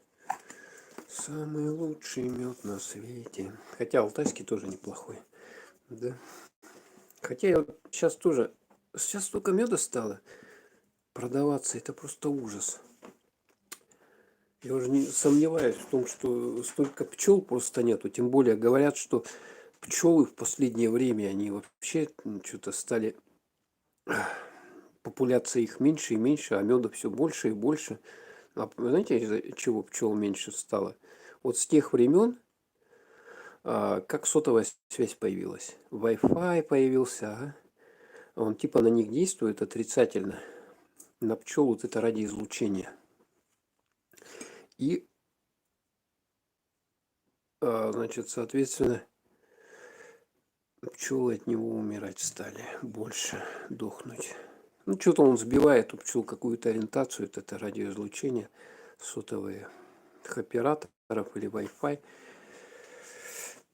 Типа того, такую версию слышал, так, почитаем. А меда больше становится, и это непонятно, я вот сомневаюсь, это правда мед или что-то такое ужасное. Приятного аппетита, спасибо, Айси. Приятного аппетита, спасибо, море-море. Я как раз там лучше про пояс и написала. Да. New System Mail G. Какое хитрое название. А у нас чай с конфетами ромашка. О, знаю такие конфетки, да, они недорогие, вкусные. Ага. Я тоже... А я сегодня буревестник конфеты еще пробовал. Буревестник, знаете, да, такие? Типа вкусно? Да, конечно, это вообще кайф. Кайф, я не знаю, вот эти вафельки, вот когда вы медом их помажете, да, тут еще запах не передать, да, вот это. Идеально вообще. Немножко насморк, заложенность носа. Ну что, сейчас такое время. Тем более мы с вами общаемся на безопасном расстоянии, понимаете, да? Я же не могу вас заразить вот этим насморком, да? Никак. Как я могу? Поэтому вполне нормально общаемся. Никто никого не заразит. Ага. Так, ну что, давайте чаек. Ну что, вафля с медом. Приятного аппетита.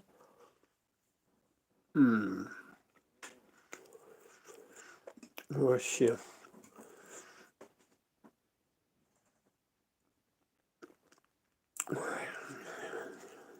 Я просто не могу описать все чувства, те, которые вот когда ты кушаешь, все это свежее, да, все свое, да,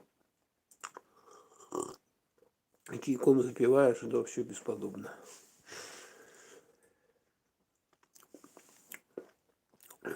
Ну вот это вот я там меньше часа делал. Море, ты был в Тимиизе, поднимался на Диву.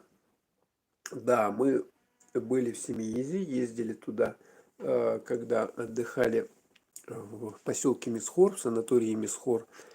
Это был 2000, подождите, 17 год. Да, в 2017 году мы жили в санатории Мисхор, это поселок Мисхор, значит, и оттуда мы на автобусе, там же недалеко этот Семиз, да, мы, значит, доехали до него, подымались на Диву обязательно. Ну, там не купались мы, по-моему, не купались, потому что пляж был переполненный. Ну, он там обычно, когда выходишь вот это, да, со спуска с этого, да, туда выходишь, и там люди лежат. А пляжная зона, она была маленькая совсем, да, не как сейчас. Сейчас-то ее расширили там, соответственно, да, она сейчас более широкая, да, стала после ремонта, да. Раньше она узенькая. Я туда как спустился, думаю, ё-моё, где там загорать-то? Ну, и мы вот, по сути дела, на эту Диву забрались, там пофотографировались, красивые да, фотки получились. Потом зашли в кафе «Барашек», там есть наверху, вот прямо при выходе, да, «Барашек» или «Барашки», как правильно называется. Там мы заказали шашлык, еще что-то заказали, ну, что-то мы там, да, такое вкусненькое мясное ели. Нам все это дело принесли, покушали очень вкусно и поехали, значит, поехали обратно на автобусе. Я помню, там какая-то жуткая была пробка в самом Семиизе, там вот где вот этот автостанция, да, где автобусы останавливаются, там что-то столько машин было, это просто ужас. И вообще вот в этом Семиизе, конечно, транспорта было, я не знаю, а там вообще... Там сам поселочек-то малюсенький, да, там улочки такие какие-то вообще такие, ну, они не рассчитаны на такое количество машин, да. Ну, погуляли, да, погуляли вот по этой аллее, которая сейчас вот она ремонтируется, да, реставрируется, там, говорят, плитку перекладывали, где вот эти Гераклы, да, стоят, знаете, да, Гераклы. Вот там вот по ней гуляли, там ходили что-то. Ну, целый день мы там, короче. И с утра туда приехали на автобусе, и обратно на автобусе, и вечером мы уехали, да, поднялись на Деву. Да, ну, конечно, красивые виды, шикарные. Барашки проходили, да, да, да. Барашки прикольно. Тима, не поверишь, сама поднялась вот только недавно, живя в Крыму, у себя на канале коротенький видос. Да, обязательно посмотрим «Море-море». Твой видос приятно вспомнить. Но я думаю, там ничего не поменялось, да, как бы, с этой дивой, да. Ну, посмотрим, ага. Я помню только, что на этой диве там вот эти ступеньки, они жутко отполированные были. Они такие какие-то скользкие, и это самое, я вот все боялся поскользнуться. Там же в эту, на скалу-то на эту залазишь, да. И знаете, что мне еще там поразило? Вот эти какие-то ненормальные мужики, которые прыгают с этой дивы вниз. То есть там какая-то высота сумасшедшая, метров 10, да, или больше. И они оттуда куда как-то залазят, да, и прыгают вниз в море, ага, значит. Я знаю, они там постоянно бьются. Какой-нибудь найдется человек, который что-нибудь не рассчитает и вот, об скалу ударяется, об камни что-то, и все, естественно, погибают люди, там сколько уже погибло. И вот эти мужики меня не поразили. То есть залазят на высоту, там как-то вот стоят, ага, и прыгают оттуда. Ну, слава богу, при нас никаких таких ЧП не было, поэтому... Ну, да, там красиво. Семиз это вот, наверное, один из таких поселков, который входит в десятку наикрасивейших мест Крыма. Вадим Экстрим в 20 часов про вакцинацию. Надо посмотреть, да. Спасибо, New System Mail. 20 часов, да, посмотрим. Тоже, кому интересно, Вадим Экстремов канал находите, подключайтесь. У него там интересные значит, стримы. Сам он человек довольно интеллектуальный, поэтому послушать его интересно. Ага. Что он говорит? Дионис Бог виноделия. Ага, да-да-да. А мы сами своим ходом на машине в октябре людей и машин мало. Очень красиво.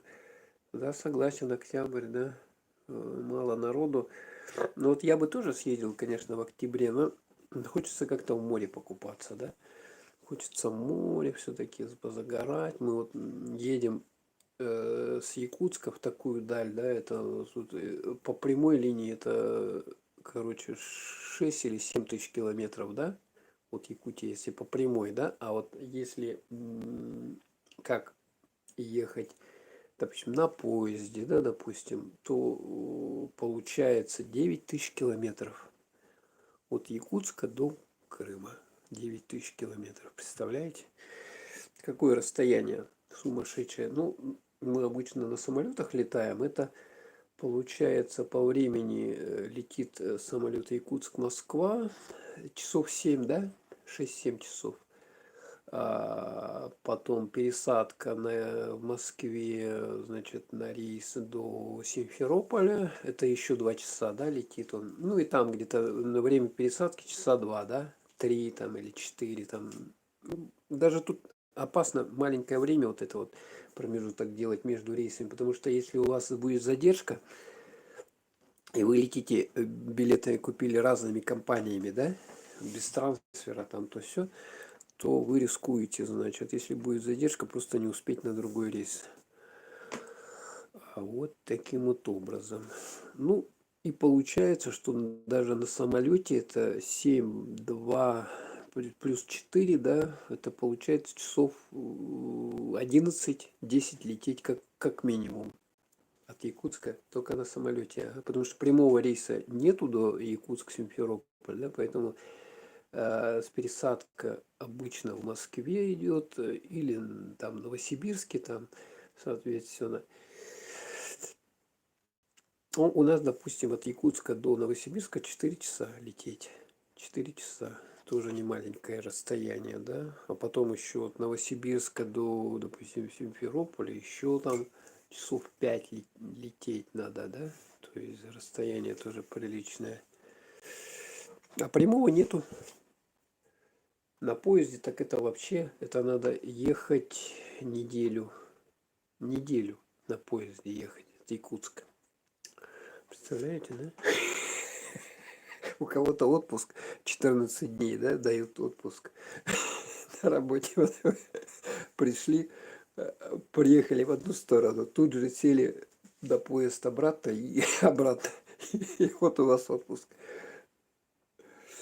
Поэтому здесь вот нам как бы дополнительно дают дни к отпуску, да, а, по нашему закону для проживающих на севере дополнительно еще 24 дня к основному 28 дней. Итого у нас 52 дня у жителей Крайнего Севера отпуск. Вот кто в Якутске живет, да. Чтобы была возможность как бы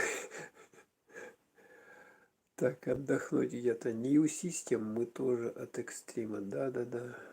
Шикарный парень Вадим, ага.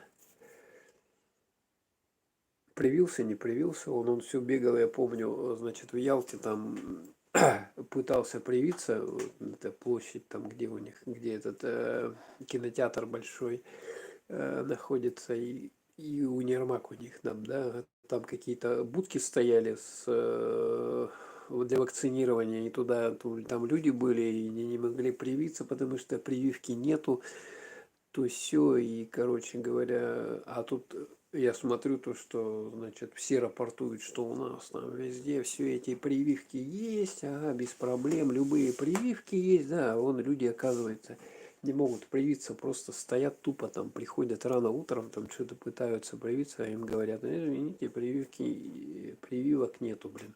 Ну как так? Тоже хотят привить, а привить не могут. Просто с ума сойти можно. Сейчас в Семиизе главный проспект с Дионисами на ремонте, но ходить там можно. Проходили бар знаменитый Ежи, но там сидели мужчины с байка, и я не стала там снимать. А почему не стали снимать? Надо было их тоже снять. Что такого? Мужчина с байка. Он ходил на днях, хотел вакцинироваться. В 16 часов, а вакцина закончилась. У него есть видео. Там люди с 9 до 16 просидел на улице, вышли ни с чем. Ну да, вот я вот это вот его видос пересказываю, да, где он там. Но он хорошо снял, да? Он снял, как бы, то есть, наверное, дойдет это до кого этих вакцин, наконец-то там будет целый вагон, чтобы всем хватило. Но надо учитывать, что Ялта же это такой город специфический, да? Там много живет людей временно, как бы, да, то есть это приезжие, гости, да, потом там много квартир купила, как дача людей, да, допустим, значит, они какое-то время проживают, они могут там вообще не зарегистрированы быть, да, и, соответственно, а, людей реально желающих привиться там больше, чем там где-то по спискам у них, да, допустим, прописанных, да, то есть и надо учитывать этот вариант, что вот в таких вот туристских меках, там надо, значит, в туристских меках, где много народу, временного, да, как бы, они же тоже захотят. Тем более сейчас вот требуются эти QR-коды везде. Слышали, наверное, да, что сейчас вот в Севастополь, допустим, вообще без QR-кода с 30 числа не заедешь, там требуют, значит, чтобы проверяют, кто едет, и QR-коды проверяют у них, значит. Поэтому сейчас вот хочешь, не хочешь, вот люди должны быть с QR-кодами, то есть должны быть привитые. Да. Но они смотрели на нас, мне страшно стало. А что страшного-то? Что, побьют, что ли? Я знаю, там в этом байками. А, так это рокеры же были. А что, надо было их и снимать? Они наоборот любят, по-моему, когда их снимают. Вот эти рокеры все там, которые на крутых этих своих мотоциклах, да? Байки, правильно. Пей мед с лимоном, поможет. Тетя посоветовала, когда я заболела. 3 тети в больнице работают, 2 в городе, а 1 в районе. Ага, да, это я знаю. Кстати, рецепт тут недавно вычитал. э, Тоже вот, когда простуда, когда у вас гриппозное состояние, когда, значит, вот этот коронавирус, да, масло из лимона, как делается. Знаете, да, тоже рецепт. Берется лимон, на 1 лимон ложится в кипяток на несколько секунд, нашпаривается, короче говоря, вынимается, потом все это измельчается вместе с... Так, сбой был, сбой. Я надеюсь, все пошло. Сейчас заново расскажу рецепт. Это иногда бывают такое сборы, да? Но это же ежи-бар вишневое. Ага, какое варенье, да, вишневое, да? Но они смотрели на нас, мне страшно. Не, думаю, ничего страшного, эти рокеры бывают. Они любят, наоборот, когда их снимают, они же такие красавцы. Да, у меня уже чай подостыл, но ничего, нормально, а? Тут я с вами болтаю, а потом он теплый, он нормальный. Вот этот, кстати, латунь, она получается, что у нас, смотрите, этот стакан-то стоит не прямо на столе, да, то есть он тепло не передает сильно, да, а вот какая особенность подстаканников, да, то, что у них вот на таком расстоянии, да, от, значит, от стола находится стакан, смотрите, да, и контакт вот этот со столом, он узкий довольно, да, то есть тепло практически не передается посредством вот этого низа. И таким образом, что у нас происходит? Стакан остывает медленнее. Стакан остывает медленнее. И дольше он делается сохраняется теплым. Ну, вот еще нормально, да, теплый. Я не знаю, горячий чай-то пить как бы не совсем правильное дело, да. Ну, теплый, вкусный все равно. Так. Всем совет от короны полоскать горло и промывать нос после общественных мест. Полоскание снижает вирусный... Да, согласен с вами, было радужное, потому что я Вот как вот эта фигня началась, да, с короной у нас, это уже получается второй год, да? Это в 2000 году, когда там январь, да, месяц, да? А, Я стал, вот с улицы прихожу, допустим, на работу, да, домой, да, я обязательно первым делом, что я иду в туалет, в ванную комнату и просто набираю воды в ладошку, да, из-под крана и шмыгаю, всасываю в нос, промываю таким образом нос. И все это у меня выходит. И я заметил, что у меня не было вот этих вот респираторных заболеваний. Вообще, вообще. Вот это сейчас только что-то почему-то, ага, какое-то немножечко есть заложенность носа небольшая, да, как бы и все. Содой полоскать, вирусолог сказал, да, да, да, надо полоскать обычной водой даже. Из-под крана можно промывать, ага, если у вас нету, вот вы пришли, надо сразу прополоскать нос, ну, вдохнуть это самое, берете на ладошку воды и шмыгаете, засасываете носом. Просто сначала одной ноздрю, потом второй ноздрю. Все это выплюнули, у вас носопазухи очистились от вот этой всей дряни, то, что там она накопилась, и все, у вас чистый нос. Вы уже как бы не втягиваете вот эту грязь, то, что там. Так, все говорят, что там мужики собираются нетрадиционной ориентации. Ну и чё? Подумаешь, мужики.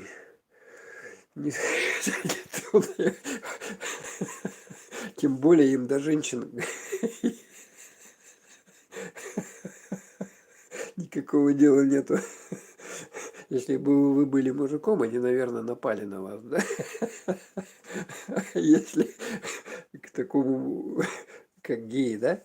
Гей, женщина подошла, ему все равно на нее. Абсолютно безопасные люди. Всем совет от короны полоснуть горло и промыть нос после посещения без полоскания вирусного. Да, согласен. Так, а что у меня? Куда все сообщения делись? Содой. Слабый раствор соды. Да, да, да. Или же еще, как говорят, сода и соль, да? Можно рот полоскать, нос полоскать. Потом есть морская соль, можно, значит, морскую соль растворять, ага, значит, ей тоже полоскать. Значит, нос. Кстати, вот эти вот капли Аквамарис, там, то все, они такие, маленький пузырек, такой дорогой-дорогой, там, оказывается, вот какая-то соль в каких-то микроконцентрациях, это самое, и вот ну, нос закапывают без проблем. Тоже помогает. Так что, таким образом, Тима посмеялась. Спасибо, море, за рассказ. Ага. Мужчинки, да, эти мужчинки, им женщины, они полностью безопасны. Они на мужика нападут, а женщина она полностью индифферентны для них. Женщина. Так что...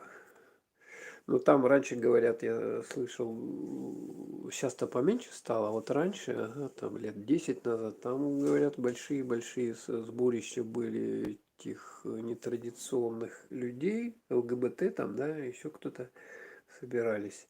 Там танцы, шманцы, там, то все у них тусняк конкретный.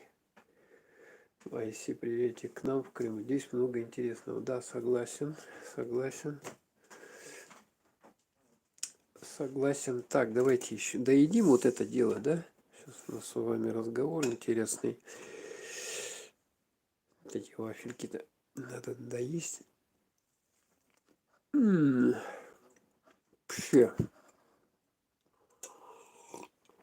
Я просто хочу сказать, что мы с 2013 года с Якутска едем в Крым каждый год. То есть до этого ездили, ну, Сочи, там, Лазаревская, понимаете, да, там вот Краснодарский край, Анапа, да, то все. Ну, я это Сочи, собственно говоря, изучил за месяц, когда там жил. Мы везде все объездили в Сочи, когда месяц жили.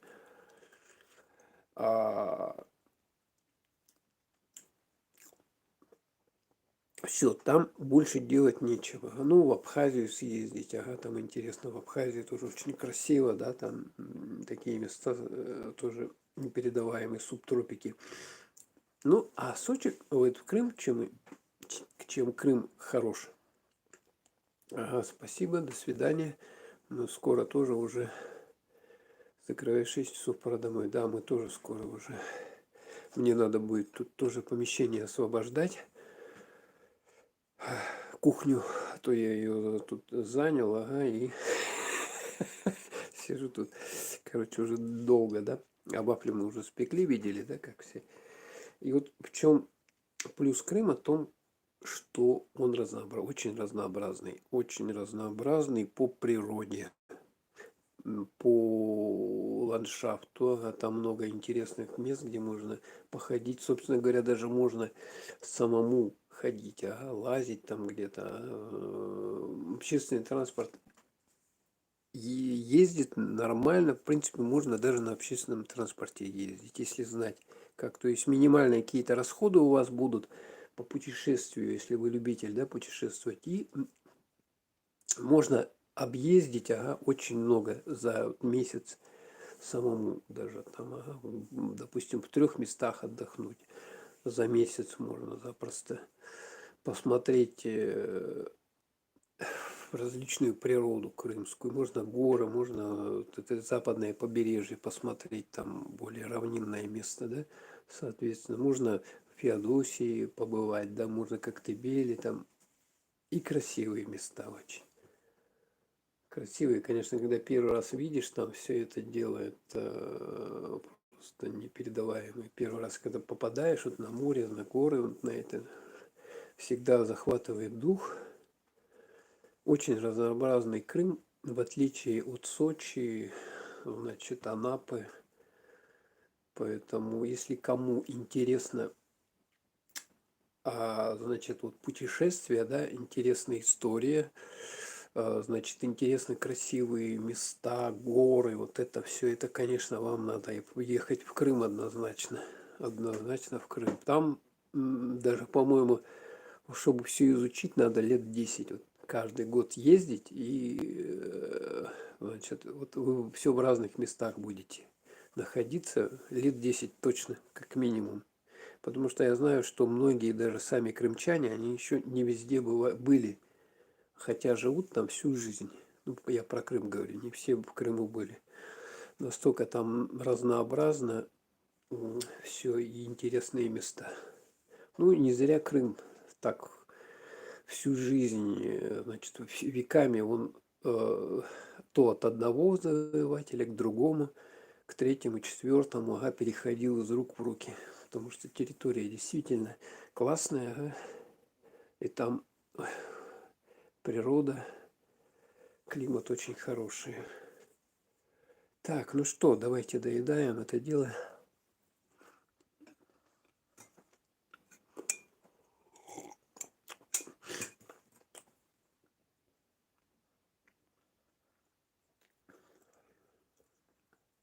Посмотреть Крым. Да, да, да. И причем его надо сначала, знаете, что, как?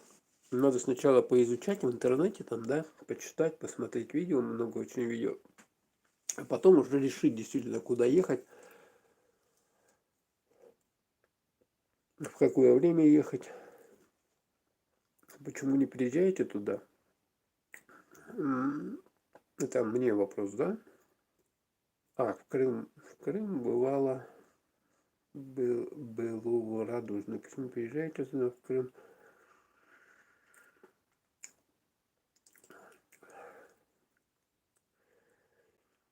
Приезжай к нам в Якутию, будем рады тебя тут видеть. Ага, приезжайте к нам, здесь много интересного, да.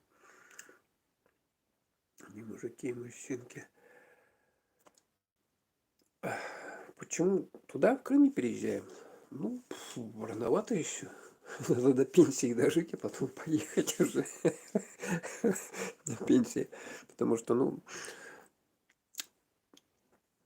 понимаете, да? Какие нюансы, ага, как бы. Есть нюансы, что пока не позволяют, как бы, куда-то уехать, поэтому, значит, вот только в отпуске. Но потом, тем более, есть, когда вы постоянно живете в одном месте, вам это начинает уже приедаться. Приедаться, вы чего-то плюсов не видите, да, а вот мы как туристы, да, мы всегда, у нас время, потому что ограничено пребывание, мы хоть хотим за минимальное время максимум какой-то информации, чего-то посмотреть, ага, и мы вот когда в отпуск ездим, там не сидим. Не сидим, чтобы там день просидеть там в помещении, я не знаю, это только не погода, да, а так в основном все разъезды, разные путешествия, путевки туристические берем куда-то что-то, ага, чтобы время не пропадало. Поэтому мы за наш, значит, отпуск там за месяц, ага, успеваем прилично, значит, посмотреть каких-то достопримечательностей. Так, ладно, доедаем.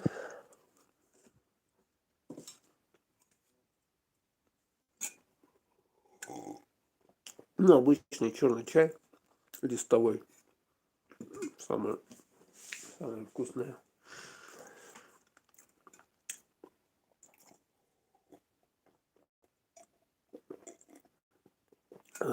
Все. Ладненько. У нас время уже 12 часов. Точно, я стримлю уже 2 часа 17 минут. В Якутске уже наступило 27 октября, среда. С новым днем в Якутске уже, да?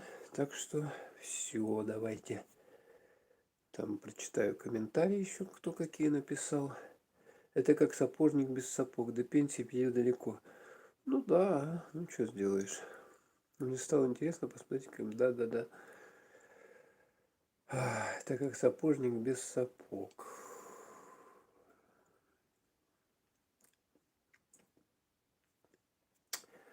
Ладненько. Так, ну что, все, давайте. Вот у нас сколько вафель, да? В течение где-то это я делал около часа, да? Мне все это время заняло.